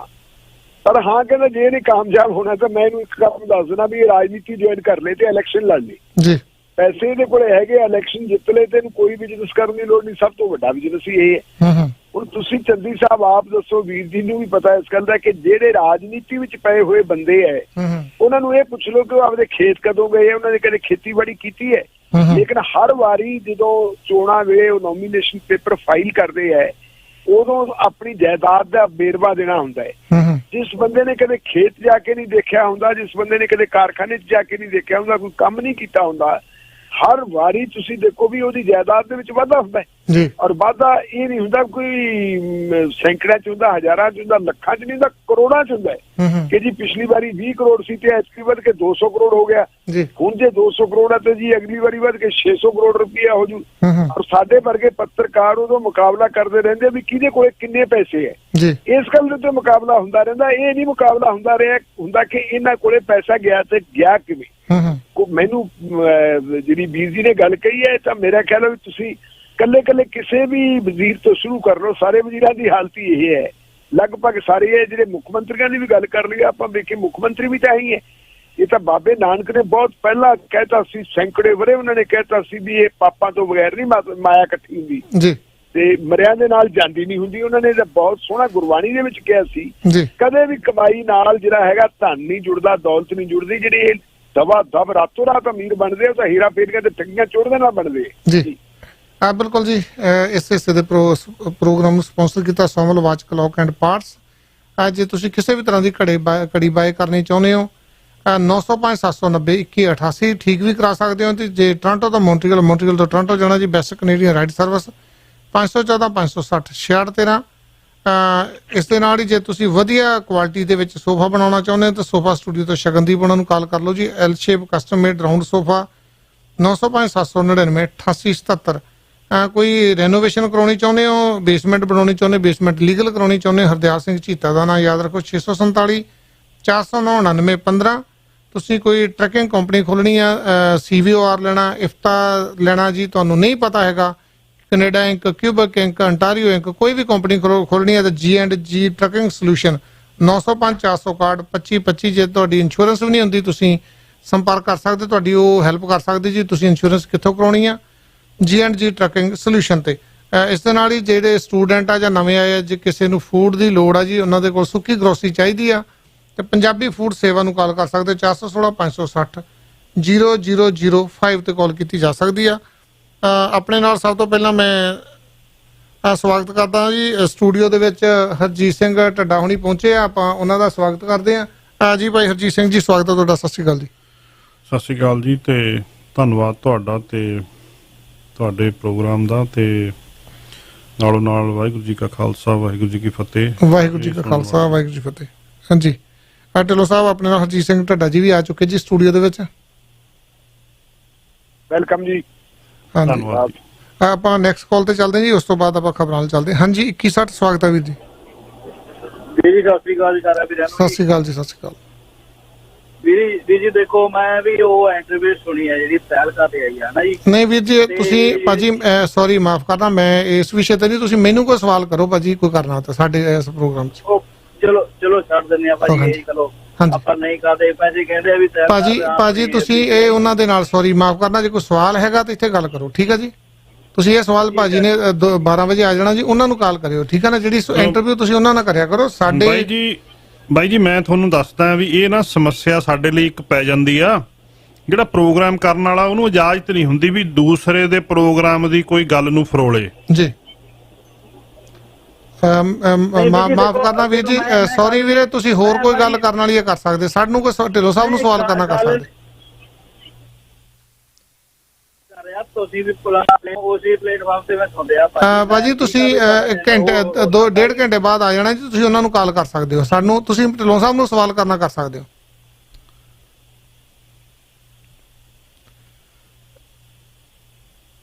ਹਾਂਜੀ ਵੀਰ ਜੀ 1828 ਸਵਾਗਤ ਹੈ ਜੀ। ਸਤਿ ਸ਼੍ਰੀ ਅਕਾਲ ਜੀ। ਸਤਿ ਸ਼੍ਰੀ ਅਕਾਲ ਜੀ। ਸਾਰਿਆਂ ਨੂੰ ਬੇਨਤੀ ਹੈ ਜਿਹੜਾ ਰੇਡੀਓ ਸਟੇਸ਼ਨ ਹੁੰਦਾ ਨਾ, ਉਹਦੀ ਆ ਕੇ ਉੱਥੇ ਗੱਲ ਕਰਿਆ ਕਰੋ, ਨਾ ਕਿ ਦੂਜੇ ਦਾ ਟਾਈਮ। ਬਿਲਕੁਲ ਵੀਰ ਜੀ, ਏਦਾਂ ਸਾਡੇ ਲਈ ਪ੍ਰੋਬਲਮ ਖੜੀ ਹੁੰਦੀ ਹੈ। ਤੁਸੀਂ ਉੱਥੇ ਜ਼ਰੂਰਤ ਕਰਿਆ ਕਰੋ ਨਾ ਉਹਨਾਂ ਦੇ ਨਾਲ ਗੱਲਬਾਤ ਕਰਦੀ, ਤੇ ਸਾਨੂੰ ਏਦਾਂ ਇੱਕ ਦੂਜੇ ਨੂੰ ਕਹਿਣ ਦੀ ਬਿਲਕੁਲ ਨਹੀਂ, ਕਿਉਂਕਿ ਸਾਡੇ 'ਚ ਏਦਾਂ ਪ੍ਰੋਬਲਮ ਆਉਂਦੀ ਹੈ ਕਹਿਣਾ ਸ਼ਾਇਦ ਅਸੀਂ ਉਹਨੂੰ ਪ੍ਰਮੋਟ ਕਰਦੇ ਕਿਸੇ ਨੂੰ। ਸਾਨੂੰ ਕਿਸੇ ਨੂੰ ਕੋਈ ਹੱਕ ਨਹੀਂ। ਸਾਡੇ ਲਈ ਜਿੰਨੇ ਵੀ ਹੋਸਟ ਆ ਸਾਰੇ ਸਨਮਾਨਯੋਗ ਆ, ਸਾਰੇ ਪ੍ਰੋਗਰਾਮ ਬਹੁਤ ਵਧੀਆ, ਤੇ ਤੁਸੀਂ ਸਾਡੀ ਗੱਲ ਸਾਡੇ ਨਾਲ ਕਰੋ। ਕੋਈ ਢਿੱਲੋਂ ਸਾਹਿਬ ਨੂੰ ਸਵਾਲ ਕਰਨਾ ਬਿਲਕੁਲ ਸਹੀ ਗੱਲ ਹੈ ਵੀਰੇ ਤੁਹਾਡੀ। ਮੈਂ ਪੁੱਛਣਾ ਸੀ ਭਾਜੀ, ਆਪਣੀ ਜਿੱਦਾਂ ਝੋਨੇ ਦੀ ਬਿਜਾਈ ਦਾ ਕੀ ਹਾਲ ਚਾਲ ਹੈ, ਕੀ ਹਿਸਾਬ ਕਿਤਾਬ ਹੈ? ਨਾ ਹੋਊਗਾ ਕਿ ਥੋੜਾ ਘੱਟ ਹੋਏਗਾ? ਜੀ ਢਿੱਲੋਂ ਸਾਹਿਬ ਦੇਖੋ ਜੀ, ਝੋਨੇ ਦੀ ਬਿਜਾਈ ਵਾਸਤੇ ਜਿਹੜਾ ਟਾਈਮ ਮਿਥਿਆ ਉਹ 10 ਜੂਨ ਮਿਥੀ ਹੈ ਜੀ, ਲੇਕਿਨ ਕਿਉਂਕਿ ਹੁਣ ਕਰਫਿਊ ਚੱਕਿਆ ਗਿਆ, ਕਰਫਿਊ ਜਿਹੜਾ ਹੈਗਾ ਰਾਤ ਦਾ 7 ਤੋਂ 7 ਵਜੇ ਤੱਕ ਹੈ। ਕਿਸਾਨ ਯੂਨੀਅਨਾਂ ਨੇ ਡਿਮਾਂਡ ਸ਼ੁਰੂ ਕਰ ਦਿੱਤੀ ਹੈ ਕਿ ਪਹਿਲਾਂ ਲਾਉਣ ਦੀ ਇਜਾਜ਼ਤ ਦਿੱਤੀ ਜਾਵੇ। ਕੱਲ ਧਰਨਾ ਵੀ ਮਾਰਿਆ ਸੀ ਬਠਿੰਡੇ ਦੇ ਡਿਪਟੀ ਕਮਿਸ਼ਨਰ ਦੇ ਦਫ਼ਤਰ ਅੱਗੇ, ਉਹਨਾਂ ਨੇ ਕਿਹਾ ਸੀ ਸਾਨੂੰ ਪਹਿਲਾਂ ਲਾਓ। ਪਰ ਮੇਰੇ ਖਿਆਲ ਮੁਤਾਬਕ ਇਹ ਹੈ ਕਿ ਪੰਜਾਬ ਦੇ ਮੁੱਖ ਮੰਤਰੀ ਦਾ ਅੱਜ ਇਹ ਵੀ ਬਿਆਨ ਆ ਗਿਆ ਕਿ ਬਿਹਾਰ ਦੇ ਵਿੱਚੋਂ ਜਿਹੜੇ ਝੋਨਾ ਲਾਉਣ ਵਾਲੇ ਮਜ਼ਦੂਰ ਹੈ ਉਹਨਾਂ ਦੇ ਮੈਸੇਜ ਆਉਣੇ ਸ਼ੁਰੂ ਹੋ ਗਿਆ ਕਿ ਝੋਨਾ ਲਾਉਣ ਵੇਲੇ ਤੱਕ ਅਸੀਂ ਆ ਜਾਾਂਗੇ ਵਾਪਸ। ਜੇ ਉਹ ਆ ਗਏ ਤਾਂ ਫਿਰ ਕੋਈ ਸਮੱਸਿਆ ਨਹੀਂ ਹੋਣੀ, ਕਿਉਂਕਿ ਪਹਿਲੀ ਜਿਹੜੀ ਝੋਨੇ ਦੀ ਪਨੀਰੀ ਲਾਉਣੀ ਵਾਲਾ ਚੌਖੇ ਹੈ, ਲੇਕਿਨ ਪਨੀਰੀ ਤਿਆਰ ਕਰਨੀ ਸੌਖੀ ਹੈ ਤਾਂ ਆਪਾਂ ਆਪ ਹੀ ਕਰ ਲੈਂਦੇ ਹਾਂ। ਇਹਦੇ ਨਾਲ ਅਗਲੀ ਗੱਲ ਇੱਕ ਮੈਂ ਹੋਰ ਵੀ ਦੱਸਣੀ ਚਾਹੂੰਗਾ ਕਿ ਸਾਡੇ ਲੋਕਾਂ ਦੇ ਵਿੱਚ ਰੀਥਿੰਕਿੰਗ ਵੀ ਸਟਾਰਟ ਹੋ ਗਈ ਹੈ, ਕਿਉਂਕਿ ਜੇ ਅਸੀਂ ਮਾਲਵੇ ਦਾ ਬਠਿੰਡਾ ਤੇ ਜਿਹੜਾ ਇਹ ਏਰੀਆ ਦੇਖੀਏ, ਮਾਨਸਾ ਬਠਿੰਡਾ ਵਗੈਰਾ, ਇੱਥੇ ਦੀ ਧਰਤੀ ਹੈ ਥੋੜੀ ਰੇਤਲੀ ਹੈ। ਇਹ ਡਾਕਰ ਧਰਤੀ ਨਹੀਂ, ਬਹੁਤੀ ਸਖਤ ਧਰਤੀ ਨਹੀਂ। ਇਹ ਨਰਮੇ ਨੂੰ ਬਹੁਤ ਵਧੀਆ ਮੰਨਦੀ ਹੁੰਦੀ ਸੀ, ਨਰਮਾ ਕਪਾਹ ਚੰਗਾ ਹੁੰਦਾ ਸੀ, ਲੇਕਿਨ ਅਸੀਂ ਨਰਮਾ ਕਪਾਹ ਛੱਡ ਕੇ ਤੇ ਚਲੇ ਗਏ ਸੀ ਝੋਨੇ ਵਾਲੇ ਪਾਸੇ। ਪਿਛਲੇ ਦਿਨਾਂ ਦੇ ਵਿੱਚ ਮੈਂ ਇੱਕ ਐਗਰੀਕਲਚਰ ਐਕਸਪਰਟ ਦੀ ਇੰਟਰਵਿਊ ਸੁਣ ਰਿਹਾ ਸੀ, ਉਹਦਾ ਇਹ ਮੰਨਣਾ ਸੀ ਕਿ 1 ਕਿਲੋ ਝੋਨਾ ਤਿਆਰ ਕਰਨ ਵਾਸਤੇ ਸਾਨੂੰ 4000 ਲੀਟਰ ਪਾਣੀ ਜਿਹੜਾ ਹੈਗਾ ਉਹ ਖਰਚ ਕਰਨਾ ਪੈਂਦਾ ਹੈ। ਨਹਿਰਾਂ ਦਾ ਪਾਣੀ ਤੁਹਾਨੂੰ ਪਤਾ ਹੁਣ ਅੱਗੇ ਜਿੰਨਾ ਰਿਹਾ ਨਹੀਂ, ਤੇ ਫਿਰ ਅਸੀਂ ਧਰਤੀ ਥੱਲੇੋਂ ਪਾਣੀ ਕੱਢਦੇ ਹਾਂ। ਸੋ ਮੇਰੇ ਖਿਆਲ ਮੁਤਾਬਕ ਇਹ ਹੈ ਕਿ ਜਿਹੜੇ ਇਹ ਥੋੜੀ ਜਿਹੀ ਰੀਥਿੰਕਿੰਗ ਥਿੰਕਿੰਗ ਸਟਾਰਟ ਹੋਈ ਹੈ ਲੋਕਾਂ ਦੇ ਵਿੱਚ ਕਿ ਆਪਾਂ ਝੋਨੇ ਦਾ ਖਹਿੜਾ ਛੱਡ ਕੇ ਫੇਰ ਨਰਮੇ ਵਾਲੇ ਪਾਸੇ ਨੂੰ ਆ ਜਾਈਏ। ਸ਼ਾਇਦ ਇਹਦੇ ਨਾਲ ਮੇਰਾ ਖਿਆਲ ਇਹ ਹੈ, ਮੈਨੂੰ ਮਹਿਸੂਸ ਹੁੰਦਾ ਕਿ ਜਿਹੜੇ ਸਾਡੇ ਬਹੁਤ ਸਾਰੇ ਬਲਾਕ ਹੈ ਉਹ ਥੱਲੇ ਚਲੇ ਗਏ, ਪਾਣੀ ਬਹੁਤ ਡੂੰਘਾ ਚਲਾ ਗਿਆ, ਉਹਨੂੰ ਅਸੀਂ ਕਹਿੰਦੇ ਬਲਾਕ ਬਲੈਕ ਹੋ ਗਏ ਹੈ, ਉਹ ਡਰਾਈ ਹੁੰਦੇ ਜਾ ਰਹੇ ਹੈ। ਉਹ ਥੋੜਾ ਪਾਣੀ ਉੱਪਰ ਆ ਜਾਏ ਤਾਂ ਚੰਗੀ ਗੱਲ ਹੈ, ਕਿਉਂਕਿ ਇਹ ਵੀ ਮੰਨਣਾ ਮਾਰਾਂ ਦਾ ਕਿ ਜਿਹੜੀਆਂ ਪਹਿਲੀਆਂ 2 ਜੰਗਾਂ ਲੜੀਆਂ ਉਹ ਦੁਨੀਆ ਨੂੰ ਵੰਡਣ ਵਾਸਤੇ ਲੜੀਆਂ ਗਈਆਂ ਸੀ ਕਿ ਮੰਡੀਆਂ ਕਿਵੇਂ ਬਣਾਉਣੀਆਂ, ਤੇ ਹੁਣ ਜਿਹੜੀ ਤੀਜੀ ਵੱਡੀ ਸੰਸਾਰ ਜੰਗ ਲੜੀ ਜਾਣੀ ਹੈ, ਸ਼ਾਇਦ ਜੇ ਉਹ ਲੜੀ ਗਈ ਤਾਂ ਉਹ ਪਾਣੀ ਦੇ ਮੁੱਦੇ ਤੇ ਲੜੀ ਜਾਊਗੀ। ਝੋਨੇ ਨਾਲੋਂ ਵੱਡੀ ਚੀਜ਼ ਹੈ ਪਾਣੀ ਨੂੰ ਬਚਾਉਣਾ। ਪਾਣੀ ਇਸ ਵੇਲੇ ਬਹੁਤ ਜ਼ਰੂਰੀ ਹੈ, ਖਾਸ ਕਰਕੇ ਪੰਜਾਬ ਦਾ ਪਾਣੀ ਧਰਤੀ ਹੇਠਲਾ ਜਿਹੜਾ ਹੈਗਾ ਉਹ ਜ਼ਹਿਰੀਲਾ ਹੁੰਦਾ ਜਾ ਰਿਹਾ ਤੇ ਬੜਾ ਨੀਚੇ ਚਲਾ ਗਿਆ। ਸੋ ਮੇਰਾ ਖਿਆਲ ਹੈ ਵੀ ਜੇ ਡਾਇਵਰਸਿਫਿਕੇਸ਼ਨ ਵਾਲਾ ਮਾਮਲਾ ਸ਼ੁਰੂ ਹੋ ਜਾਏ ਇਹ ਚੰਗਾ ਰਹੂਗਾ। ਜੀ ਬਿਲਕੁਲ ਜੀ। ਢਿੱਲੋਂ ਸਾਹਿਬ, ਨਰੇਗਾ ਤੇ ਮੋਦੀ ਦਾ ਯੂ ਟਰਨ, ਰਾਹੁਲ ਗਾਂਧੀ ਨੇ ਕੱਸਿਆ ਤੰਜ। ਬਿਲਕੁਲ ਜੀ, ਤੁਹਾਡੇ ਧਿਆਨ 'ਚ ਹੋਣਾ ਹੈ ਕਿ ਜਦੋਂ ਮੋਦੀ ਸਾਹਿਬ ਦੇਸ਼ ਦੇ ਪ੍ਰਧਾਨ ਮੰਤਰੀ ਬਣੇ ਸੀ, ਸ਼ੁਰੂ ਦੇ ਵਿੱਚ ਉਹ ਠੀਕ ਸੀ, ਬਾਅਦ ਦੇ ਵਿੱਚ ਉਹਨਾਂ ਨੇ ਕਾਂਗਰਸ ਪਾਰਟੀ ਦੀਆਂ ਸਰਕਾਰਾਂ ਵੇਲੇ ਦੀਆਂ ਜਿਹੜੀਆਂ ਨੀਤੀਆਂ ਬਣਾਈਆਂ ਹੋਈਆਂ ਸੀ, ਉਹ ਨੀਤੀਆਂ ਭਾਵੇਂ ਚੰਗੀਆਂ ਸੀ, ਉਹਨਾਂ ਨੂੰ ਕ੍ਰਿਟੀਸਾਈਜ਼ ਕਰਨਾ ਸ਼ੁਰੂ ਕਰ ਦਿੱਤਾ ਸੀ ਜੀ। ਇੱਕ ਵਾਰੀ ਪਾਰਲੀਮੈਂਟ ਦੇ ਵਿੱਚ ਡਿਬੇਟ ਦਾ ਜਵਾਬ ਦਿੰਦਿਆਂ ਉਹਨਾਂ ਨੇ ਇੱਥੋਂ ਤੱਕ ਕਹਿ ਦਿੱਤਾ ਸੀ ਕਿ ਜਿਹੜਾ ਨਰੇਗਾ ਹੈ, ਨਰੇਗਾ ਦੇ ਲਈ ਜਿਹੜਾ 1000 ਕਰੋੜ ਰੁਪਈਆ ਰੱਖਿਆ ਜਾਂਦਾ ਹੈ, ਇਹ 1000 ਕਰੋੜ ਰੁਪਈਆ ਅਸਲ ਦੇ ਵਿੱਚ ਕਾਂਗਰਸ ਪਾਰਟੀ ਦੀਆਂ ਜਿਹੜੀਆਂ ਅਸਫਲਤਾਵਾਂ ਹੈ, ਨਾਕਾਮਯਾਬੀਆਂ ਜੀ, ਉਹਨਾਂ ਨਾਕਾਮਯਾਬੀਆਂ ਨੂੰ ਲੁਕਾਉਣ ਵਾਸਤੇ, ਛੁਪਾਉਣ ਵਾਸਤੇ ਇਹ ਇੰਨਾ ਪੈਸਾ ਬਰਬਾਦ ਕੀਤਾ ਜਾਂਦਾ ਸੀ, ਇਹਦਾ ਕੋਈ ਫਾਇਦਾ ਨਹੀਂ ਜੀ। ਹੁਣ ਜਿਹੜੀ ਹੈ ਤੁਹਾਨੂੰ ਪਤਾ ਵੀ 20 ਲੱਖ ਕਰੋੜ ਰੁਪਏ ਦਾ ਜਿਹੜਾ ਪੈਕੇਜ ਦਿੱਤਾ ਸੀ, ਇਸ ਪੈਕੇਜ ਦੇ ਵਿੱਚ ਪਹਿਲਾਂ ਇਹਦੇ ਬਾਰੇ ਨਰੇਗਾ ਬਾਰੇ ਕੋਈ ਬਹੁਤੀ ਗੱਲ ਨਹੀਂ ਸੀ।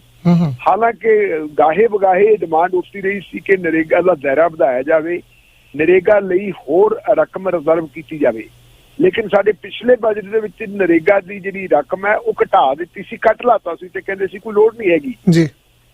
ਔਰ ਹੁਣ ਇਹ ਜਿਹੜਾ ਲਾਕਡਾਊਨ ਆਇਆ, ਲਾਕਡਾਊਨ ਦੇ ਵਿੱਚ ਜਿਹੜੇ ਨਿਰਮਲਾ ਸੀਤਾਰਮਨ ਉਹਨਾਂ ਨੇ ਐਲਾਨ ਕੀਤੇ, ਸਾਡੀ ਵਿੱਤ ਮੰਤਰੀ ਸਾਹਿਬਾ ਨੇ ਜਿਹੜਾ ਲਾਸਟ ਉਹਨਾਂ ਨੇ ਐਲਾਨ ਕੀਤਾ, ਉਹਨਾਂ ਨੇ ਕਿਹਾ ਸੀ ਕਿ ਨਰੇਗਾ ਵਾਸਤੇ ਅਸੀਂ 40,000 ਕਰੋੜ ਰੁਪਈਆ ਜਿਹੜਾ ਹੈਗਾ ਉਹ ਰੱਖ ਦਿੱਤਾ ਹੈ।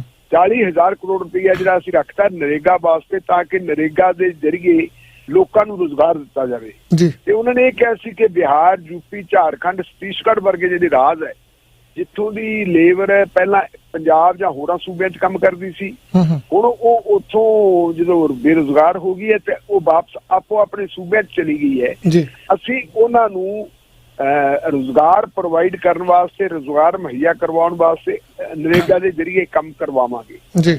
ਇਹਦੇ ਤੇ ਧੰਨਵਾਦ ਵੀ ਕੀਤਾ ਹੈ ਰਾਹੁਲ ਗਾਂਧੀ ਨੇ, ਨਰਿੰਦਰ ਮੋਦੀ ਸਾਹਿਬ ਦਾ ਕਿ ਜੀ ਬਹੁਤ ਵਧੀਆ ਗੱਲ ਕੀਤੀ ਹੈ, ਤੁਸੀਂ ਚੰਗਾ ਕੰਮ ਕੀਤਾ ਹੈ ਜੀ।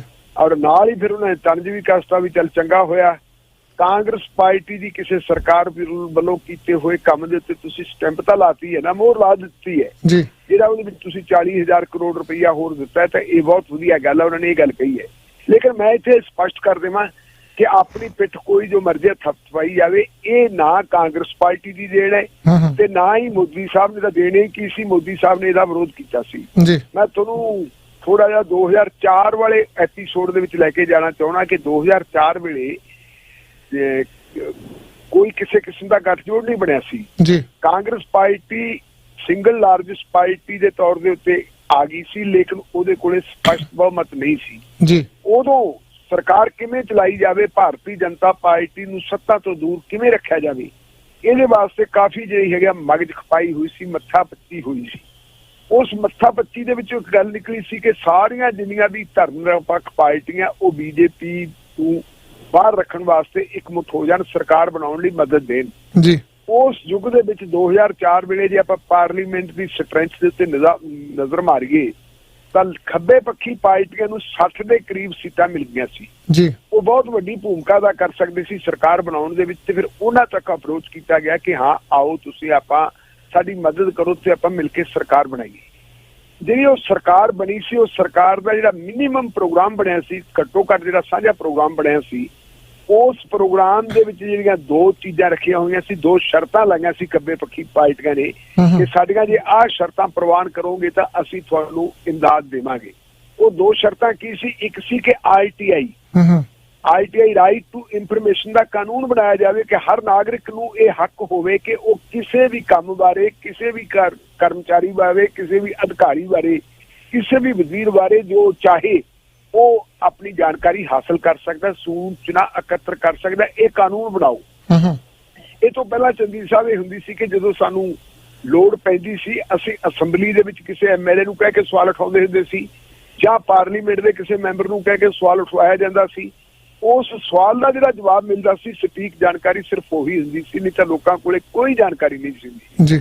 ਹੁਣ ਜਿਹੜਾ ਆਈਟੀਆਈ ਐਕਟ ਬਣਿਆ ਹੋਇਆ, ਇਸ ਆਈਟੀਆਈ ਐਕਟ ਦੇ ਤਹਿਤ ਤੁਸੀਂ ਕਿਸੇ ਵੀ ਫਾਈਲ ਨੂੰ ਦੇਖ ਸਕਦੇ ਹੋ, ਕਿਸੇ ਵੀ ਫਾਈਲ ਦੀ ਤੁਸੀਂ ਕਾਪੀ ਲੈ ਸਕਦੇ ਹੋ, ਕੋਈ ਵੀ ਨੋਟਿੰਗ ਹੈ ਜਿਹੜੀ ਤੁਸੀਂ ਉਹ ਲੈ ਸਕਦੇ ਹੋ, ਬਸ਼ਰਤੇ ਕਿ ਉਹ ਦੇਸ਼ ਦੀ ਏਕਤਾ ਤੇ ਅਖੰਡਤਾ ਨਾਲ ਸੰਬੰਧਿਤ ਨਾ ਹੋਵੇ ਜਾਂ ਅਜਿਹੀ ਨਾ ਹੋਵੇ ਕਿ ਉਹਦੇ ਨਾਲ ਕਿਸੇ ਦੁਸ਼ਮਣ ਦੇਸ਼ ਨੂੰ ਕੋਈ ਮਦਦ ਮਿਲਦੀ ਹੋਵੇ।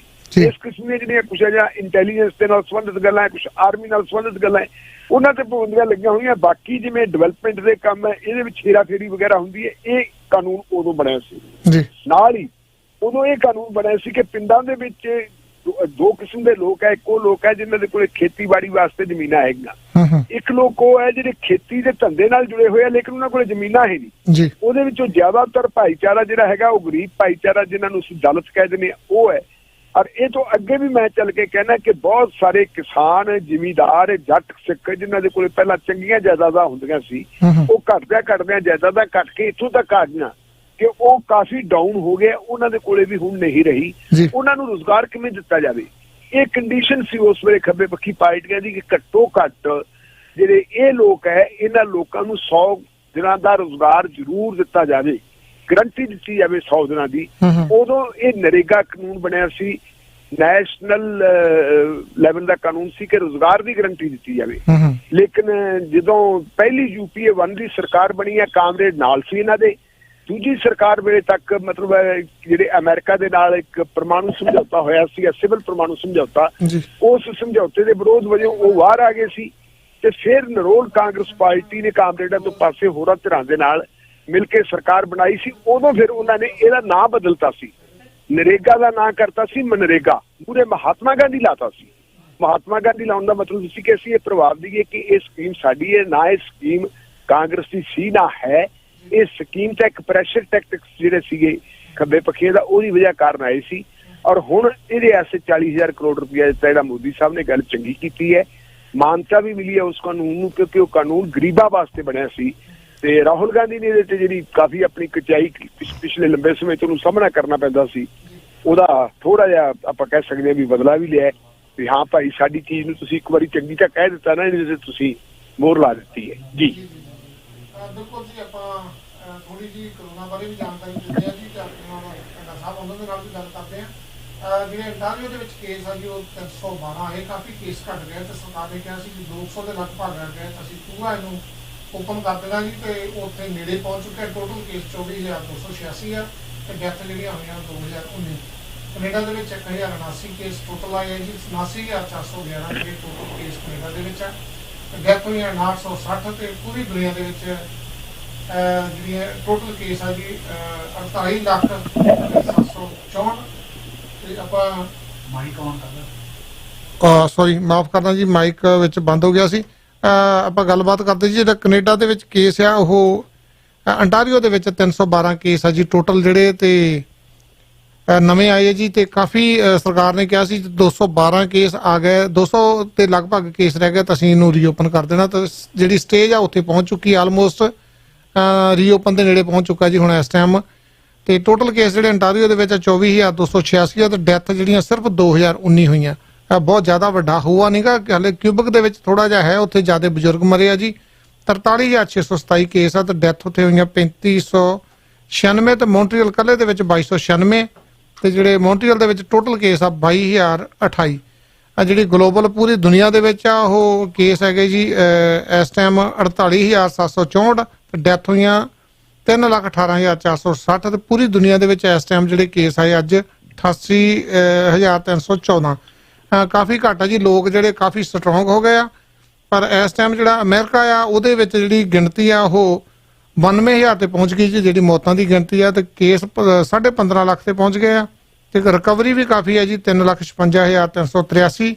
ਰਸ਼ੀਆ ਦੂਜੇ ਨੰਬਰ ਤੇ ਆ ਗਿਆ ਜੀ 2,99,941 ਜਿਹੜੇ ਉੱਥੇ ਕੇਸ ਆ, ਪਰ ਡੈਥ ਬਹੁਤ ਘੱਟ ਆ ਜੀ ਉੱਥੇ 2,837। ਸ਼ਾਇਦ ਲੋਕ ਸਟਰੋਂਗ ਆ ਉੱਥੋਂ ਦੇ।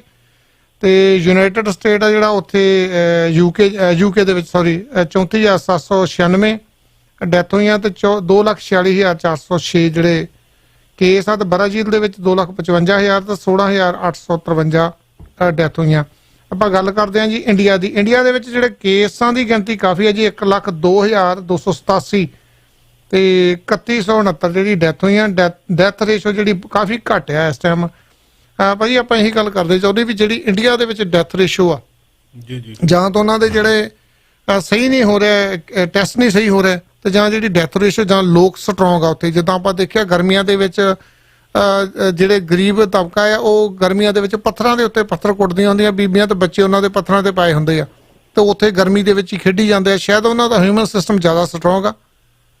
ਨਹੀਂ, ਇਹ ਤਾਂ ਚਲੋ ਹੋ ਸਕਦਾ ਵੀ ਉਹਨਾਂ ਦੀ ਇਮਿਊਨਿਟੀ ਜ਼ਿਆਦਾ, ਮਤਲਬ ਇਮਿਊਨਿਟੀ ਸਿਸਟਮ ਜ਼ਿਆਦਾ ਸਟਰੋਂਗ ਹੋਊਗਾ। ਪਰ ਦੂਜੇ ਪਾਸੇ ਇਹ ਵੀ ਆ ਵੀ ਇੰਡੀਆ ਦੇ ਵਿੱਚ ਚੈੱਕ ਚੁੱਕ ਕਰਨ ਦਾ ਵੀ ਕੋਈ ਬਾਹਲੀ ਅਥੈਂਟਿਸਿਟੀ ਹੈ ਨਹੀਂ, ਜਿਹੜੀ ਜਿੰਨੇ ਚੈੱਕ ਹੋਏ ਨੇ ਨਾ ਉੱਥੇ। ਤੇ ਕਿਉਂਕਿ ਉੱਥੇ ਜੇ ਕਿਸੇ ਦਾ ਟੈਂਪਰੇਚਰ ਸਕੈਨ ਕੀਤਾ ਉਹਨੂੰ ਵੀ ਕਹੀ ਜਾਂਦੇ ਨੇ ਵੀ ਕਰੋਨਾ ਚੈੱਕ ਹੋਇਆ ਸੀ।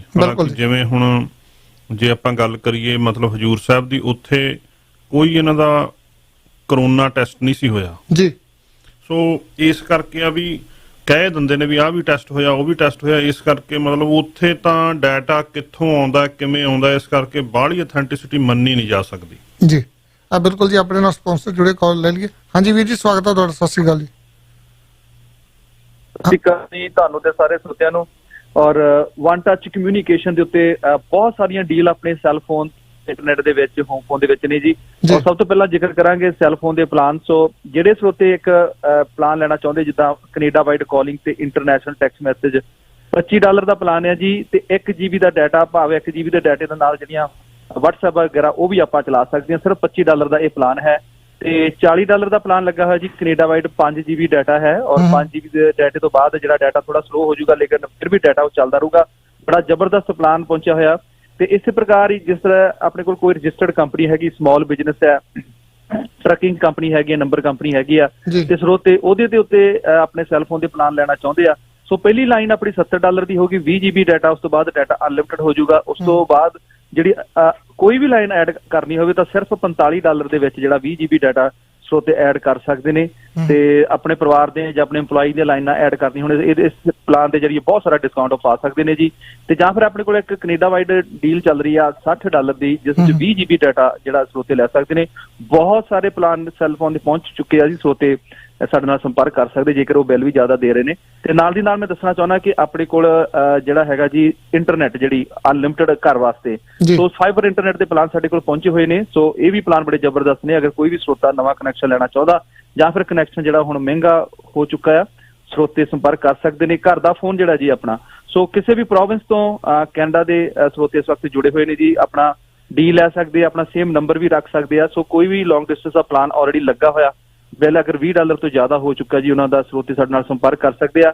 ਪਲਾਨ ਦੀ ਖਾਸੀਅਤ ਇਹ ਹੈ ਕਿ ਬਿੱਲ ਨਹੀਂ ਵਧਣਾ ਬਾਰ-ਬਾਰ। ਤੇ ਦੂਸਰੀ ਗੱਲ ਜਿਹੜੀ ਇੰਡੀਆ ਦੇ ਨਾਲ ਜਿਹੜੀਆਂ ਬਾਕੀ ਬਹੁਤ ਸਾਰੀਆਂ ਕੰਟਰੀਆਂ ਜਿੱਥੇ ਆਪਾਂ ਲੈਂਡਲਾਈਨ ਤੇ ਸੈੱਲਫੋਨ ਦੋਨਾਂ ਦੇ ਉੱਤੇ ਹੀ ਕਾਲ ਕਰ ਸਕਦੇ ਆ ਜੀ। ਤੇ ਨਾਲ ਸੈੱਲਫੋਨ ਦੇ ਉੱਤੇ ਐਪ ਵੀ ਪਾ ਕੇ ਦੇਵਾਂਗੇ, ਜਿਹੜੀ ਸਭ ਤੋਂ ਵੱਡੀ ਗੱਲ ਆ। ਤੇ ਉਹ ਵੀ ਐਪ ਦੇ ਜਰੀਏ ਵੀ ਜਿਹੜੇ ਲੌਂਗ ਡਿਸਟੈਂਸ ਆ ਉਹ ਕਰ ਸਕਦੇ ਨੇ। ਜਾਂ ਫਿਰ ਬਿਜ਼ਨਸ ਆ ਜੀ ਆਪਣਾ, ਕਿਸੇ ਵੀ ਪ੍ਰਕਾਰ ਦਾ ਸਮਾਲ ਵੱਡਾ ਬਿਜ਼ਨਸ ਹੈ ਤੇ ਬਿਜ਼ਨਸ ਦੀਆਂ ਫੋਨ ਲਾਈਨਸ ਸਰੋਤੇ ਸਾਡੇ ਕੋਲ ਲੈਣਾ ਚਾਹੁੰਦੇ ਨੇ। ਸਾਰੇ calling feature north America unlimited $19 ਤੇ 95 ਸੈਂਟ। ਔਰ ਬਿਜ਼ਨਸ ਫੋਨ ਦੀ ਐਪ ਵੀ ਸੈੱਲ ਫੋਨ 'ਚ ਪਾ ਕੇ ਦੇਵਾਂਗੇ ਫ੍ਰੀ, ਜਿੱਥੋਂ ਸਿੱਧੀਆਂ ਬਿਜ਼ਨਸ ਦੀਆਂ ਕਾਲਾਂ ਸਰੋਤੇ ਲੈ ਸਕਦੇ ਨੇ। ਬਹੁਤ ਸਾਰੇ ਪਲਾਨ ਨੇ ਜੀ। ਵਧੇਰੇ ਜਾਣਕਾਰੀ ਵਾਸਤੇ ਸਰੋਤੇ ਸੰਪਰਕ ਕਰ ਲੈਣ 905 203 3636 905 203 3636 905 203 3636 ਤੇ ਕਾਲ ਕੀਤੀ ਜਾ ਸਕਦੀ ਹੈ ਜੀ। ਧੰਨਵਾਦ ਚੰਦੀ ਸਾਹਿਬ ਜੀ। ਧੰਨਵਾਦ ਵੀਰ ਜੀ। ਪੁੱਛਣਾ ਸੀ ਵੀ ਕਿਹੜੀ ਕੰਪਨੀ ਦੇ ਪਲਾਨ ਦਿੰਦੇ? ਬਿਲਕੁਲ ਸੁਖਦੇਵ ਵੀਰ ਜੀ, ਨਾਲ ਹੀ ਆ ਭਾਜੀ ਹੁਣੀ ਉਹ ਪੁੱਛਣਾ ਚਾਹੁੰਦੇ ਕਿਹੜੀ ਕੰਪਨੀ ਦੇ ਪਲਾਨ ਹੈ ਜੀ ਨਾਲ। ਟਾਡਾ ਸਾਹਿਬ ਮੈਂ ਵੀ ਦੱਸਣਾ ਚਾਹੁੰਦਾ, ਮੈਨੂੰ ਵੀ 2 ਸਾਲ ਹੋ ਗਿਆ ਜੀ ਇਹਨਾਂ ਕੋਲੋਂ ਲਿਆ ਹੋਇਆ ਇਹਨੂੰ ਪਲਾਨ। ਪੂਰੇ ਵਧੀਆ, ਨਾ ਬਿੱਲ ਵੱਧਦਾ ਉਨਾ ਹੀ ਰਹਿੰਦਾ ਜੀ, ਤੇ ਸਰਵਿਸ ਵੀ ਪੂਰੀ ਵਧੀਆ। ਨਹੀਂ ਠੀਕ ਆ ਜੀ। ਬਿਲਕੁਲ ਜੀ ਸੁਖਦੇਵ ਵੀਰ ਜੀ, ਭਾਜੀ ਹੁਣੇ ਪੁੱਛਣਾ ਚਾਹੁੰਦੇ, ਚਲੋ ਮੈਂ ਉਹਨਾਂ ਨੂੰ ਦੱਸ ਦਿੱਤਾ ਜੀ। ਹਾਂਜੀ ਵੀਰ ਜੀ, ਸਵਾਗਤ ਹੈ ਤੁਹਾਡਾ 0190। ਹਾਂਜੀ ਸਤਿ ਸ੍ਰੀ ਅਕਾਲ ਜੀ। ਸਤਿ ਸ੍ਰੀ ਅਕਾਲ ਜੀ ਸਰ। ਸਤਿ ਸ੍ਰੀ ਅਕਾਲ ਲੋਕਾਂ ਸਵਾਲ ਮੇਰਾ ਕਿ ਸਾਹਿਬ ਦੇ ਕੋਲ ਹੋਇਆ ਜੀ। ਜਿਹੜੀ ਹੁਣ ਮਨਰੇਗਾ ਦੀ ਗੱਲ ਹੋਈ ਸੀ, ਤੇ ਦੇਖੋ ਇਹ 10,000 ਕਰੋੜ ਤੋਂ ਸ਼ੁਰੂ ਹੋਈ ਤੇ ਅੱਜ 1 ਲੱਖ ਕਰੋੜ ਤੱਕ ਪਹੁੰਚ ਗਈ। ਤੇ ਇਹਨੂੰ ਕਹਿੰਦੇ ਟੋਏ ਪੱਟਣ ਵਾਲੀ ਸਕੀਮ ਹੈ। ਪਿੰਡਾਂ ਦੇ ਸਰਪੰਚਾਂ ਨੂੰ ਪੈਸਾ ਪਹੁੰਚਦਾ ਤੇ ਉਹ ਟੋਏ ਪਟਵਾ ਲੈਂਦੇ ਨੇ ਤੇ ਉਹਨਾਂ ਲੋਕਾਂ ਨੂੰ ਪੈਸੇ ਦੇ ਦਿੰਦੇ ਨੇ। ਕਹਿਣ ਦਾ ਮਤਲਬ ਪੈਸੇ ਖਾਧੇ ਜਾਂਦੇ ਨੇ, ਵਿੱਚੋਂ ਪੂਰੇ ਦਾ ਆਮ ਪਹੁੰਚਦੇ ਨਹੀਂ। ਹੁਣ ਜਿਹੜੀ ਲੇਟੈਸਟ ਆਈ ਸਟੇਟਮੈਂਟ ਕੈਪਟਨ ਸਾਹਿਬ ਦੀ ਆਈ ਹੈ, ਕੈਪਟਨ ਸਾਹਿਬ ਨੇ ਕਿਹਾ ਵੀ ਸਾਡੇ ਕੋਲ ਮਜ਼ਦੂਰਾਂ ਦੀ ਕਮੀ ਹੈ ਖੇਤਾਂ ਦੇ ਵਿੱਚ ਕੰਮ ਕਰਨ ਨੂੰ, ਵੀ ਇਹ ਜਿਹੜੇ ਮਜ਼ਦੂਰ ਖੇਤਾਂ 'ਚ ਕੰਮ ਕਰਨਗੇ ਉਹਨਾਂ ਨੂੰ ਵੀ ਮਨਰੇਗਾ ਸਕੀਮ ਦੇ ਅੰਦਰ ਲੈ ਲਓ ਤਾਂ ਕਿ ਅਸੀਂ ਉੱਥੋਂ ਫੰਡਿੰਗ ਕਰ ਦਈਏ। ਇਸ ਬਾਰੇ ਢਿੱਲੋਂ ਸਾਹਿਬ ਦੀ ਰਾਏ ਲੈਣਾ ਚਾਹੁੰਦਾ, ਕਿਉਂਕਿ ਇਹਨਾਂ ਨੇ ਮਜ਼ਦੂਰ ਤਾਂ ਉਹਨਾਂ ਨੂੰ ਟਿਕਟਾਂ ਦੇ ਕੇ ਚੜਾਤੇ, ਵਾਪਸ ਭੇਜਦੇ ਨੇ, ਉਦੋਂ ਤਾਂ ਸੰਭਾਲੇ ਨਹੀਂ ਮਜ਼ਦੂਰ।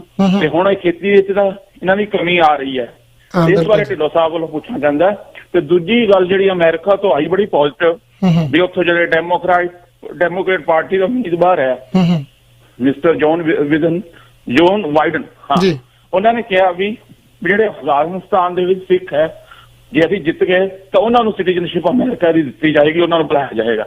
ਇੱਕ ਬੜਾ ਵੈਲਕਮ ਸਟੈਪ ਹੈ ਜੀ। ਕੈਨੇਡਾ 'ਚ ਵੀ ਬਈ ਇਹ ਗੱਲ ਚੱਲੀ ਆ, ਪਰ ਕੰਮ ਸਿਰੇ ਚੜਿਆ ਨਹੀਂ। ਜੇ ਅਮਰੀਕਾ ਉਹਨਾਂ ਨੂੰ ਸ਼ਰਨ ਦੇ ਦੇਵੇ ਤਾਂ ਬਹੁਤ ਵਧੀਆ ਗੱਲ ਹੈ ਜੀ। ਬਾਕੀ ਜਿੱਦਾਂ ਅਸੀਂ ਪਹਿਲੇ ਕਹਿੰਦੇ ਰਹੇ ਵੀ ਜਿਹੜੇ ਸਿੱਖਾਂ ਬੰਦੀਆਂ ਦੀ ਸਜ਼ਾ ਪੂਰੀ ਹੋ ਚੁੱਕੀ ਹੈ, ਉਹਨਾਂ ਨੂੰ ਵੀ ਛਡਾਉਣ ਬਾਰੇ ਕੁਛ ਅਮਰੀਕਾ ਕਰੇ ਜਾਂ ਉੱਥੇ ਦੀ ਯੂਨਾਈਟਿਡ ਜਿਹੜੀ ਰਿਲੀਜੀਅਸ ਮਾਈਨੋਰਿਟੀ ਕਮਿਸ਼ਨ ਹੈ ਉਹਦੇ ਵਿੱਚ ਦਖਲਅੰਦਾਜ਼ੀ ਕਰੇ ਤਾਂ ਸ਼ਾਇਦ ਉਹ ਵੀ ਸਿੱਖ ਬੰਦੀ ਰਿਹਾ ਹੋ ਜਾਣ। Thank you. ਧੰਨਵਾਦ ਜੀ, ਧੰਨਵਾਦ। ਜੋ ਬਾਈਡਨ ਦਾ ਬੜਾ ਚੰਗਾ ਫੈਸਲਾ ਜੀ, ਜੇ ਅਸੀਂ ਸੱਤਾ ਦੇ ਵਿੱਚ ਆਏ। ਢਿੱਲੋਂ ਸਾਹਿਬ, ਤੁਹਾਡੇ ਤੋਂ ਪਹਿਲਾਂ ਜਾਣ ਤੋਂ ਪਹਿਲਾਂ ਮੈਂ ਨਾਲ ਹਰਜੀਤ ਭਾਜੀ ਹੁਣਾਂ ਨੂੰ ਪੁੱਛਣਾ ਚਾਹੁੰਦਾ, ਤੁਹਾਡੇ ਤੋਂ ਪਹਿਲਾਂ ਅਸੀਂ ਗੱਲ ਕੀਤੀ ਸੀ ਜੀ, ਮਜ਼ਦੂਰਾਂ ਦੀ ਘਾਟ ਹੁਣ ਪੰਜਾਬ ਦੇ ਵਿੱਚ ਬਹੁਤ, ਸਾਰੇ ਬੰਨੇ ਇਹੀ ਪ੍ਰੋਬਲਮ ਆ ਰਹੀ ਆ। ਕਿਉਂ ਨਾ ਜਿਹੜੇ ਸ਼ਿਗਲੀਗਰ ਸਿੱਖ ਆ, ਢਿੱਲੋਂ ਸਾਹਿਬ ਨਾਲ ਉਹੀ ਗੱਲ ਹੋਈ ਸੀ, ਵਾਕਿਆ ਸ਼੍ਰੋਮਣੀ ਕਮੇਟੀ ਕੰਮ ਕਰ ਸਕਦੀ। ਜਿਹੜੇ ਸ਼ਿਗਲੀਗਰ ਸਿੱਖ ਆ ਉਹ ਇਸ ਟਾਈਮ ਮਾੜੀ ਸਥਿਤੀ ਦੇ ਵਿੱਚ ਆ, ਕਿਉਂ ਨਾ ਉਹਨਾਂ ਨੂੰ ਹੁਣ ਪੰਜਾਬ ਦੇ ਵਿੱਚ ਲਿਆਂਦਾ ਜਾਵੇ, ਉਹਨਾਂ ਨੂੰ ਨਾਲੇ ਤਾਂ ਰੁਜ਼ਗਾਰ ਮਿਲੂਗਾ, ਨਾਲੇ ਉਹਨਾਂ ਨੂੰ ਪੰਜਾਬ ਦੇ ਵਿੱਚ ਵਸਾਇਆ ਜਾਵੇ। ਤੁਹਾਡੇ ਕੀ ਖਿਆਲ ਆ ਜੀ? ਦੇਖੋ ਵੀ ਗੱਲ ਇਹ ਆ ਵੀ ਇਹ ਚੀਜ਼ ਇਹ ਜਿਹਾ ਵਧੀਆ ਕਦਮ, ਕਿਉਂਕਿ ਪਹਿਲਾਂ ਕਈ ਕਦਮ ਇਹੋ ਜਿਹੇ ਆਏ ਨੇ ਵੀ ਕਈ ਓਪਰਚੁਨਿਟੀਜ਼ ਆਈਆਂ ਨੇ ਸ਼੍ਰੋਮਣੀ ਕਮੇਟੀ ਦੇ ਕੋਲੇ ਵੀ ਲੋਕਾਂ ਨੂੰ ਜਰਬ ਕਰਨ ਲਈ ਜਾਂ ਸੱਦਣ ਲਈ ਜਾਂ ਉਹਨਾਂ ਦੀ ਮਦਦ ਕਰਨ ਲਈ, ਪਰ ਇਹਨਾਂ ਨੇ ਕਦੇ ਨਹੀਂ ਕੀਤਾ। ਬਿਲਕੁਲ। ਸੋ ਜੇ ਸ਼੍ਰੋਮਣੀ ਕਮੇਟੀ ਨੂੰ ਆਪਣੇ ਜਿਹੜੇ ਮਤਲਬ ਉਹਨਾਂ ਦੇ ਕਰਤੱਵ ਨੇ ਜੇ ਉਹ ਯਾਦ ਹੁੰਦੇ ਤਾਂ ਸ਼ਾਇਦ ਹੁਣ ਤੱਕ ਉਹ ਇਹਨਾਂ ਸਿੱਖਾਂ ਲਈ ਕੁਝ ਕਰਦੀ, ਪਰ ਅੱਜ ਤੱਕ ਤਾਂ ਕਦੇ ਕੀਤਾ ਨਹੀਂ। ਤੇ ਮੈਨੂੰ ਤਾਂ ਉਮੀਦ ਕੋਈ ਲੱਗਦੀ ਨਹੀਂ, ਕਿਉਂਕਿ ਇਹ ਸ਼੍ਰੋਮਣੀ ਕਮੇਟੀ ਵੀ ਉਹੀ ਕਮੇਟੀ ਬਣ ਚੁੱਕੀ ਆ ਜਿਹੜੀ ਨੂੰ ਕਦੇ ਮਤਲਬ ਆਜ਼ਾਦ ਕਰਾਇਆ ਗਿਆ ਸੀ 1920 ਵੇਲਿਆਂ 'ਚ, ਦੁਬਾਰਾ ਫਿਰ ਆਜ਼ਾਦ ਹੋਣ ਵਾਲੀ ਆ ਜੀ।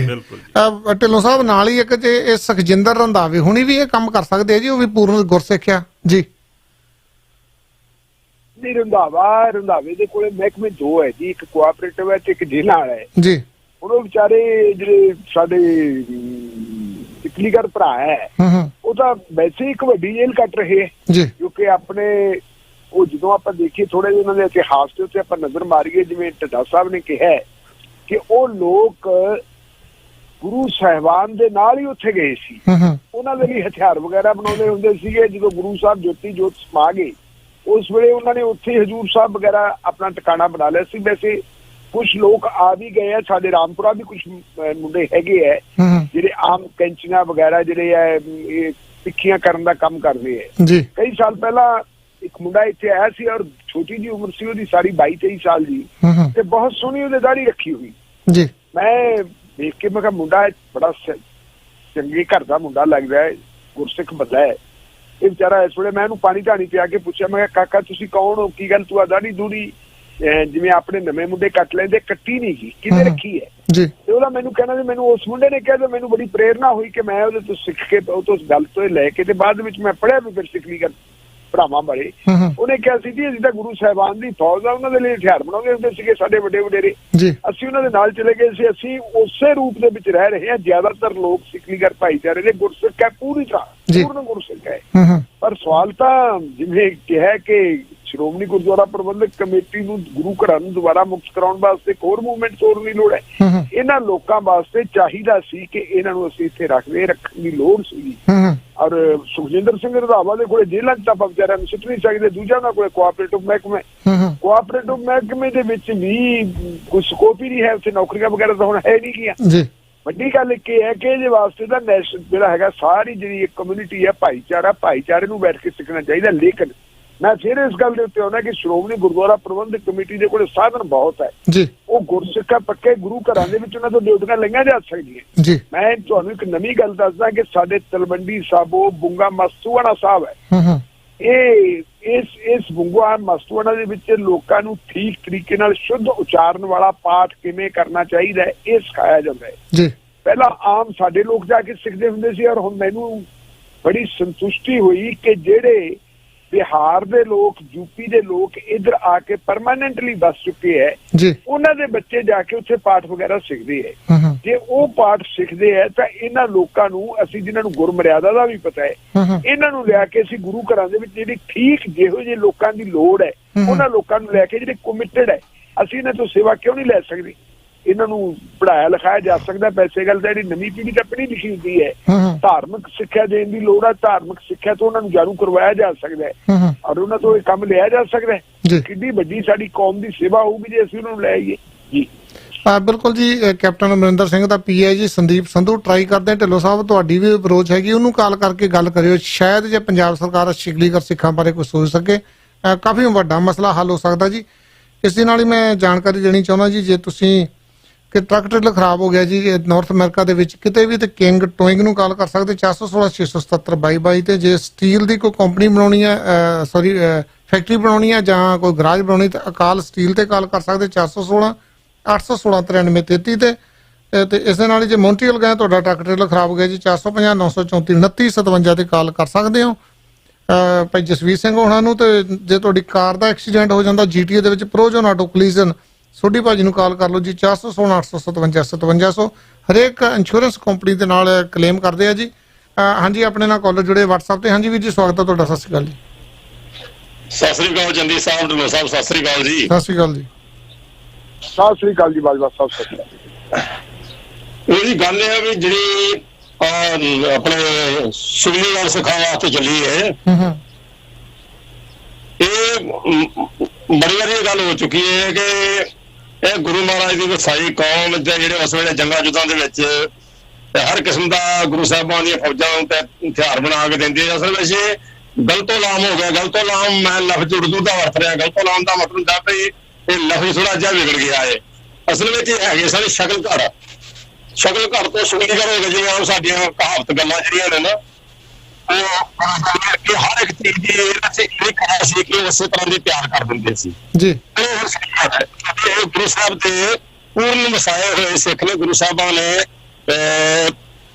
ਬਾਅਦ ਦੀ ਗੱਲ ਗੁਰੂ ਗੋਬਿੰਦ ਸਿੰਘ ਸਾਹਿਬ ਤੋਂ ਵੀ ਲੈ ਲੈਂਦੇ, ਲੇਕਿਨ ਹਰਗੋਬਿੰਦ ਸਾਹਿਬ ਮਹਾਰਾਜ ਜਦੋਂ ਲੋਹਗੜ੍ਹ ਕਿਲ੍ਹੇ ਦੀ ਉਸਾਰੀ ਕੀਤੀ ਹੈ ਅੰਮ੍ਰਿਤਸਰ ਸਾਹਿਬ ਵਿੱਚ, ਉੱਥੇ ਵੀ ਇਹੀ ਕੰਮ ਜਿਹੜੀ ਹਥਿਆਰ ਜਿਹੜੀ ਦਿੰਦੀ ਰਹੀ ਹੈ। ਤੇ ਗੁਰੂ ਹਰਗੋਬਿੰਦ ਸਾਹਿਬ ਤੁਹਾਡੀ ਆਵਾਜ਼ ਕੱਟ ਕੇ ਆ ਰਹੀ ਹੈ ਜੀ। ਅੱਛਾ ਹਾਂਜੀ ਹਾਂਜੀ, ਮੈਂ ਫਿਰ ਦੁਬਾਰਾ ਕੱਟ ਕੇ ਦੂਜੀ ਲਾਈਨ ਤੇ ਲਾਉਣਾ ਫਿਰ WhatsApp ਤੇ ਨਹੀਂ। ਓਕੇ ਜੀ।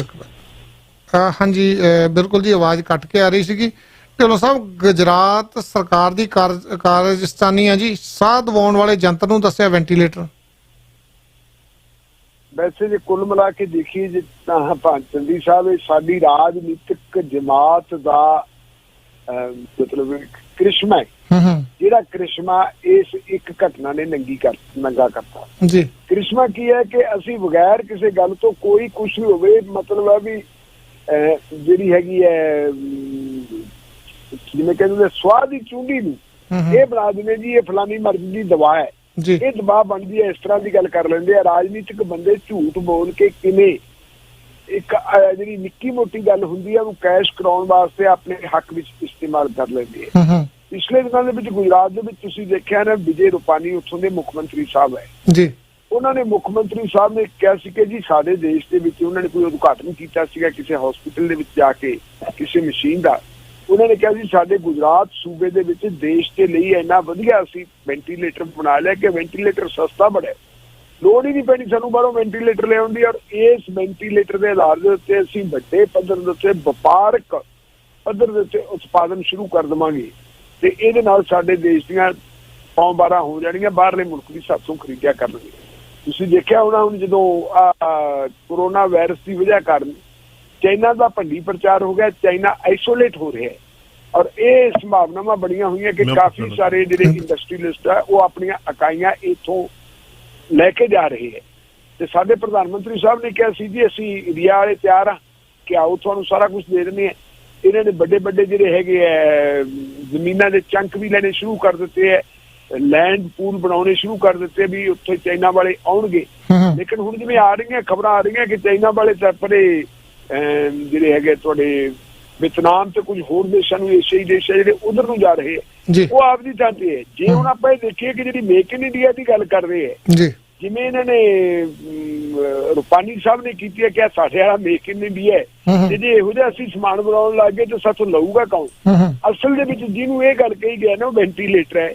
ਉਹ ਵੈਂਟੀਲੇਟਰ ਨਹੀਂ, ਉਹ ਸਾਹ ਦਬਾਉਣ ਵਾਲਾ ਇੱਕ ਯੰਤਰ ਹੈ ਜੀ। ਵੈਂਟੀਲੇਟਰ ਦੇ ਨਾਲ ਤਾਂ ਬੰਦੇ ਦੀ ਹਰ ਚੀਜ਼ ਕੱਲੀ ਨਾੜ ਜਿਹੜੀ ਹੈਗੀ ਆ ਉਹਦੀ ਹਰਕਤ ਕੀ ਹੈ ਉਹ ਸਭ ਕੁਝ ਉਹ ਦੇਖਿਆ ਜਾਂਦਾ ਹੈ।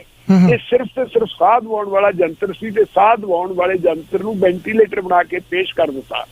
ਮੇਰਾ ਖਿਆਲ ਹੈ ਵੀ ਇਹ ਸਾਡੇ ਦੇਸ਼ ਦੀ ਰਾਜਨੀਤਿਕ ਜਮਾਤ ਦਾ ਜਿਹੜਾ ਝੂਠ ਤੂਫਾਨ ਹੈ, ਦਗੇਬਾਜ਼ੀ ਹੈ ਆਪਦੇ ਲੋਕਾਂ ਦੇ ਨਾਲ, ਇਹ ਦਗੇਬਾਜ਼ੀ ਨੂੰ ਬੇਨਕਾਬ ਕਰਨ ਦੀ ਖਬਰ ਹੈ ਇੱਕ ਜਿਹੜੀ ਕਿ ਆਪਣੇ ਆਪ ਦੇ ਵਿੱਚ ਬਹੁਤ ਮਹੱਤਵਪੂਰਨ ਹੈ। ਔਰ ਗੁਜਰਾਤ ਗੁਜਰਾਤ ਉਹ ਸੂਬਾ ਜਿਹਨੂੰ ਗੁਜਰਾਤ ਮਾਡਲ ਦੇ ਤੌਰ ਤੇ ਪੇਸ਼ ਕੀਤਾ ਜਾ ਰਿਹਾ ਹੈ ਕਿ ਜੀ ਅਸੀਂ ਸਾਰੀ ਦੁਨੀਆ ਦੇ ਸਾਰੇ ਦੇਸ਼ ਦੇ ਵਿੱਚ ਗੁਜਰਾਤ ਮਾਡਲ ਲਾਗੂ ਕਰ ਦਿਆਂਗੇ। ਜੇ ਸੱਚਮੁੱਚ ਹੀ ਗੁਜਰਾਤ ਮਾਡਲ ਇਹ ਹੈ ਤਾਂ ਮੇਰਾ ਖਿਆਲ ਹੈ ਵੀ ਸਾਡੇ ਤੇ ਤਾਂ ਫਿਰ ਰਹਿਮ ਕਰਨ।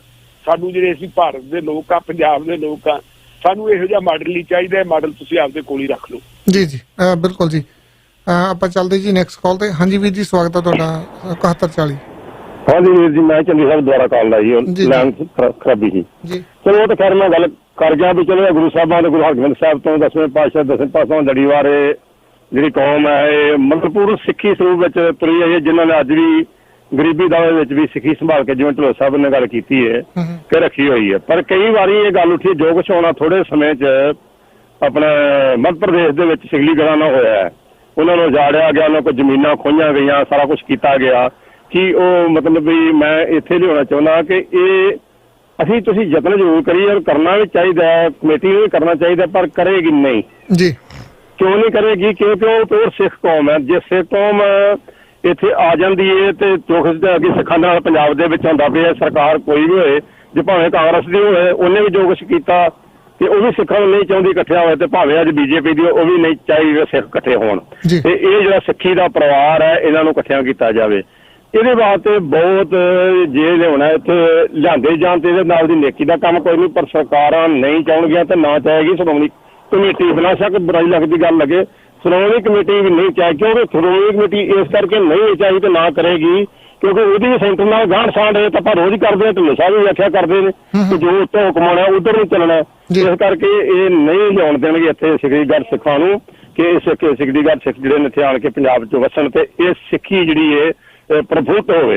ਤੇ ਦੂਸਰੀ ਗੱਲ ਇਹ ਆ ਕਿ ਦੂਜੀਆਂ ਪਾਰਟੀਆਂ ਇਹ ਜ਼ੋਰ ਲਾਉਣਗੀਆਂ ਕਿ ਜੇ ਅੱਜ ਸ਼੍ਰੋਮਣੀ ਕਮੇਟੀ ਲੈ ਆਉਂਦੀ ਹੈ ਤੇ ਵੋਟਾਂ ਇਹਨਾਂ ਦੀ ਬਣੀ। ਜਿਹੜੀ ਬਿਮਾਰੀ ਜਿਹੜੀ ਹੈ ਨਾ ਹਰ ਥਾਂ ਤੇ ਆਣ ਕੇ ਜਿਹੜੀਆਂ ਵੋਟਾਂ ਇਹ ਰੋਟੀਆਂ ਸੇਕਣ ਦੀ ਪੈ ਜਾਂਦੀ ਹੈ। ਇਹ ਭਾਵੇਂ ਕਿਸੇ ਦਾ ਚੰਗਾ ਕੰਮ ਹੁੰਦਾ ਹੈ ਭਾਵੇਂ ਮਾੜਾ ਹੋਏ, ਇਹ ਨਫਾ ਨੁਕਸਾਨ ਨਹੀਂ ਸੋਚਣਾ, ਇਹਨਾਂ ਵੇਖਣਾ ਵੀ ਜਿਹੜੀਆਂ ਵੋਟਾਂ ਬਣਦੀਆਂ ਇਹ ਨਹੀਂ ਅਸੀਂ ਹੋਣ ਦੇਣਾ। ਇਸ ਕਰਕੇ ਬਹੁਤ ਮੁਸ਼ਕਲ ਹੈ ਜੇ ਇਹਨਾਂ ਨੂੰ ਲਿਆ ਕੇ ਪੰਜਾਬ 'ਚ ਵਸਾਇਆ ਜਾਏ ਤੇ ਹਾਂ ਚੰਗੀ ਗੱਲ ਹੈ, ਪਰ ਵਸਾਉਣ ਨਹੀਂ ਦੇਣਗੇ ਜੀ।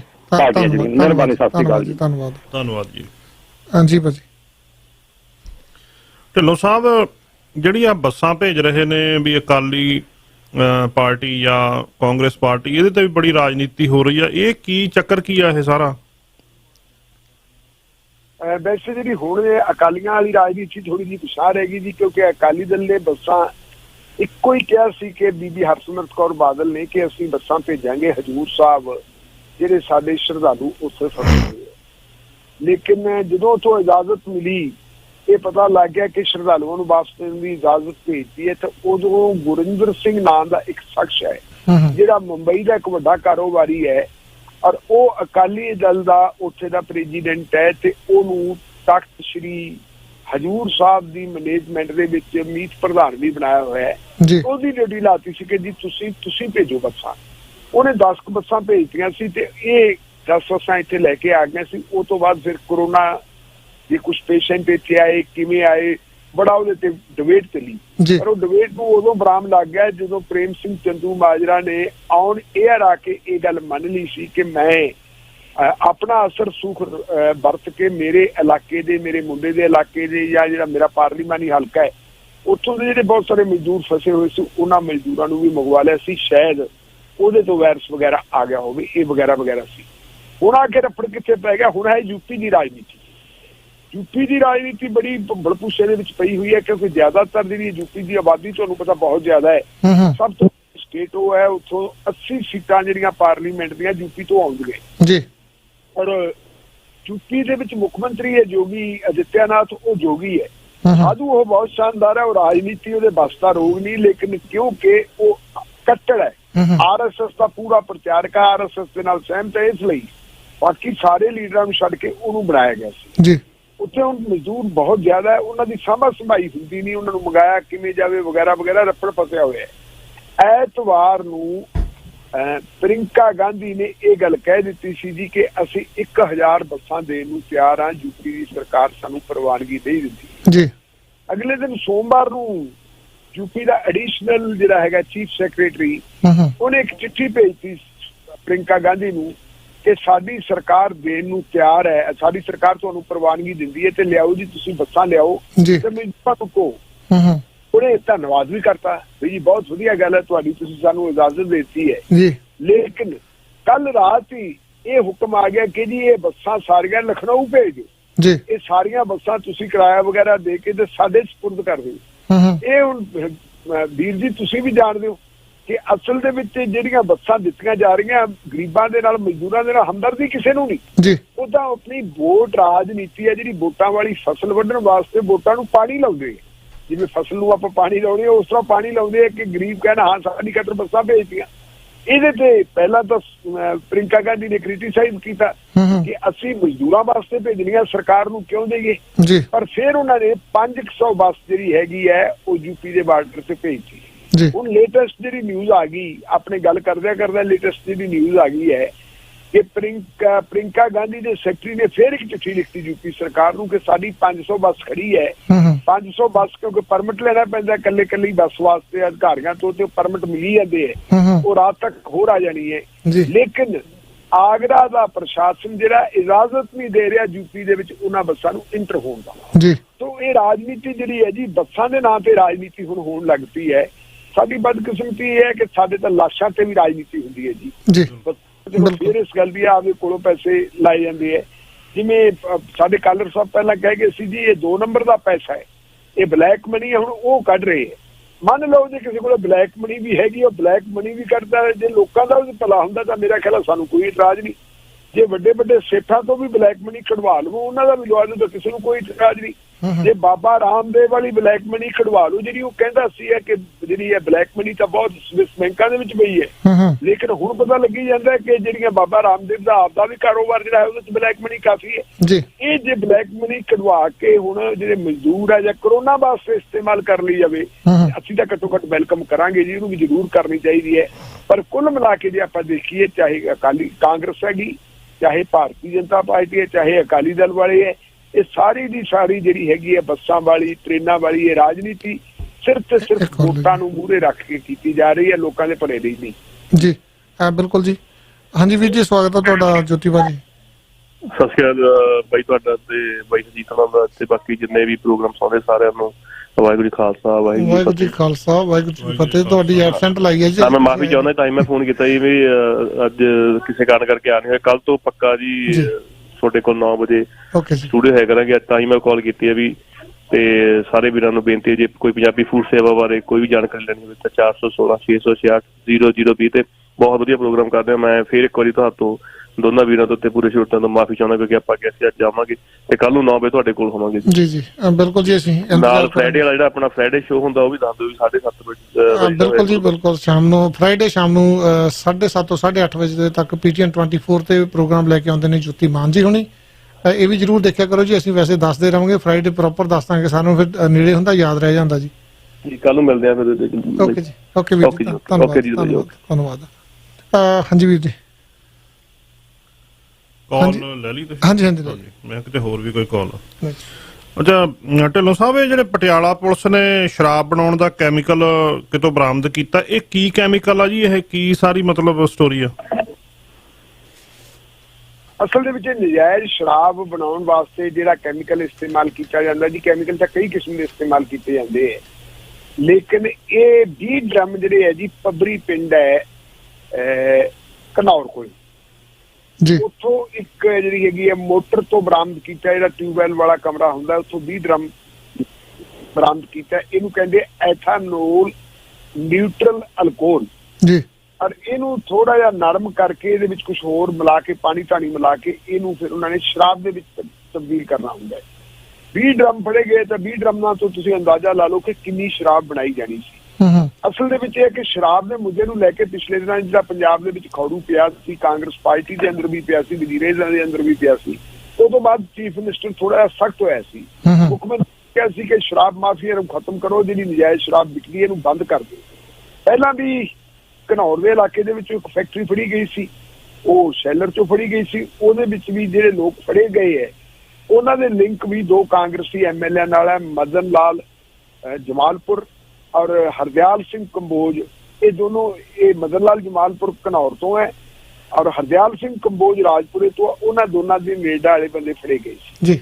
ਹੁਣ ਦੁਬਾਰਾ ਫੇਰ ਜਿਹੜੀ ਰੇਡ ਹੋਈ ਹੈ ਸਭ ਤੋਂ ਵੱਡੀ ਰੇਡ ਵੈਸੇ ਤਾਂ ਪੁਲਿਸ ਦੀ ਸਥਿਤੀ ਇਹ ਹੁੰਦੀ ਹੈ ਕਿ ਪੁਲਿਸ ਨਿੱਕੀਆਂ ਜਿਹੜੀਆਂ ਹੈਗੀਆਂ ਮੱਛੀਆਂ ਨੂੰ ਫੜਦੀ ਹੈ, ਵੱਡੇ ਮਗਰ ਮੱਛਾਂ ਨੂੰ ਛੱਡ ਦਿੰਦੀ ਹੈ। ਸਾਡੇ ਜ਼ਿਲ੍ਹੇ ਦੇ ਵਿੱਚ ਵੀ ਐਵੇਂ ਹੋਈ ਹੈ ਕਿ ਜਿਹੜੇ ਕੋਈ ਨਿੱਕੀ ਮੋਟੀ ਘਰ ਦੀ ਦਾਰੂ ਕੱਢ ਲੈਂਦੇ ਆ ਉਹਨਾਂ ਨੂੰ ਫੜੀ ਜਾਂਦੇ ਆ, ਲੇਕਿਨ ਜਿਹੜੇ ਵਪਾਰਕ ਪੱਧਰ ਤੇ ਵੱਡੀ ਤਾਦਾਦ ਦੇ ਵਿੱਚ ਸ਼ਰਾਬ ਬਣਾ ਕੇ ਵੇਚਦੇ ਆ ਉਹਨਾਂ ਨੂੰ ਕੋਈ ਹੱਥ ਨਹੀਂ ਪਾਉਂਦਾ। ਇਹ ਮੈਂ ਸਮਝਦਾ ਕਿ ਜਿਹੜਾ SSP ਪਟਿਆਲਾ ਮਿਸਟਰ ਮਨਦੀਪ ਸਿੰਘ ਸਿੱਧੂ ਉਹ ਆਪਣੇ ਕੰਮ ਪ੍ਰਤੀ ਥੋੜਾ ਸਮਰਪਿਤ ਹੈ, ਔਰ ਉਹਦੀ ਇਹ ਦੂਜੀ ਪ੍ਰਾਪਤੀ ਹੈ ਕਿ ਉਹਨਾਂ ਨੇ ਆਪਣੀ ਟੀਮ ਭੇਜੀ DSP ਘਨੌਰ ਦੀ ਅਗਵਾਈ ਦੇ ਹੇਠ, ਔਰ DSP ਘਨੌਰ ਨੇ ਜਾ ਕੇ ਉੱਥੇ ਰੇਡ ਕੀਤੀ। ਪੱਬਰੀ ਪਿੰਡ ਦੇ ਇੱਕ ਵਿਅਕਤੀ ਨੂੰ ਉਹਨਾਂ ਨੇ ਕਸਟਡੀ ਦੇ ਆਪਣੀ ਹਿਰਾਸਤ ਦੇ ਵਿੱਚ ਵੀ ਲਿਆ, ਔਰ ਉਸ ਤੋਂ ਬਾਅਦ ਉਹਨਾਂ ਨੇ ਜਿਹੜਾ ਐਕਸਾਈਜ਼ ਡਿਪਾਰਟਮੈਂਟ ਵਾਲਿਆਂ ਨੂੰ ਵੀ ਤਲਬ ਕੀਤਾ ਕਿ ਆਓ ਭਾਈ ਆ ਕੇ ਤੁਸੀਂ ਦੱਸੋ ਇਹਦਾ ਕੀ ਕੁਛ ਬਣਨਾ ਹੈ। ਸੋ ਇਹ ਜੇ ਆਪਾਂ ਦੇਖੀਏ ਤਾਂ ਇੱਕ ਚੰਗਾ ਟ੍ਰੈਂਡ ਹੈ।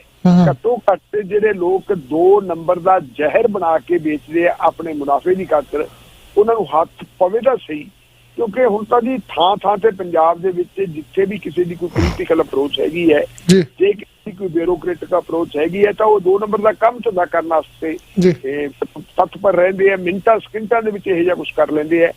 ਜਦੋਂ ਸ਼ਰਾਬ ਤਾਂ ਸ਼ਰਾਬ ਹੈ, ਇੱਥੇ ਦੁੱਧ ਵੀ 2 ਨੰਬਰ ਦਾ ਬਣਦਾ ਹੈ। ਬਹੁਤ ਸਾਰੇ ਥਾਵਾਂ ਇਹੋ ਜਿਹੀਆਂ ਜਿਹਦੇ ਵਿੱਚ ਨਕਲੀ ਦੁੱਧ ਬਣਾ ਕੇ ਲੋਕਾਂ ਨੂੰ ਵੇਚਿਆ ਜਾ ਰਿਹਾ ਹੈ।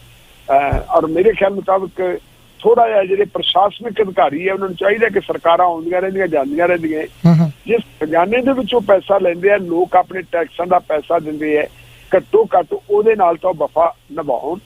ਜਿਹੜੀ ਨੌਕਰੀ ਹਾਸਲ ਕਰਨ ਵੇਲੇ ਉਹ ਕਸਮ ਲੈਂਦੇ ਆ ਉਹ ਕਸਮ ਤੇ ਪਹਿਰਾ ਦੇਣ, ਕੁਛ ਨਾ ਕੁਛ ਤਾਂ ਲੋਕਾਂ ਨੂੰ ਮਤਲਬ ਜਿਹੜਾ ਹੈਗਾ ਚੰਗਾ ਸ਼ਾਸਨ ਪ੍ਰਸ਼ਾਸਨ ਦੇਣ। ਜੀ ਬਿਲਕੁਲ ਜੀ। ਟਾਟਾ ਭਾਜੀ ਆਪਣੇ ਕੋਲ 1 ਮਿੰਟ ਹੋਰ ਹੈਗਾ ਜੀ, ਕਿਉਂਕਿ ਆਪਣਾ ਸਮਾਂ ਪ੍ਰੋਗਰਾਮ ਦਾ ਸਮਾਪਤ ਆ। ਤੁਸੀਂ ਕੁਝ ਕਹਿਣਾ ਚਾਹੋਗੇ? ਨਹੀਂ ਬਸ ਫਤਿਹ ਬੁਲਾਉਣੇ ਆ ਹੁਣ ਤਾਂ। ਬਿਲਕੁਲ ਜੀ, ਜਿਹੜਾ ਸਾਡਾ ਸਮਾਂ ਸਮਾਪਤਾ ਪ੍ਰੋਗਰਾਮ ਦਾ, ਅਸੀਂ ਹੋਰ ਕਾਲਾਂ ਔਨ ਏਅਰ ਨਹੀਂ ਕਰ ਸਕਦੇ ਤੇ ਹਲਚਲ ਪ੍ਰੋਗਰਾਮ ਲੈ ਕੇ ਧਾਰੀਵਾਲ ਸਾਹਿਬ ਸਟੂਡੀਓ 'ਚ ਪਹੁੰਚ ਚੁੱਕੇ। ਢਿੱਲੋਂ ਸਾਹਿਬ ਤੁਹਾਡਾ ਵੀ ਬਹੁਤ ਬਹੁਤ ਧੰਨਵਾਦ।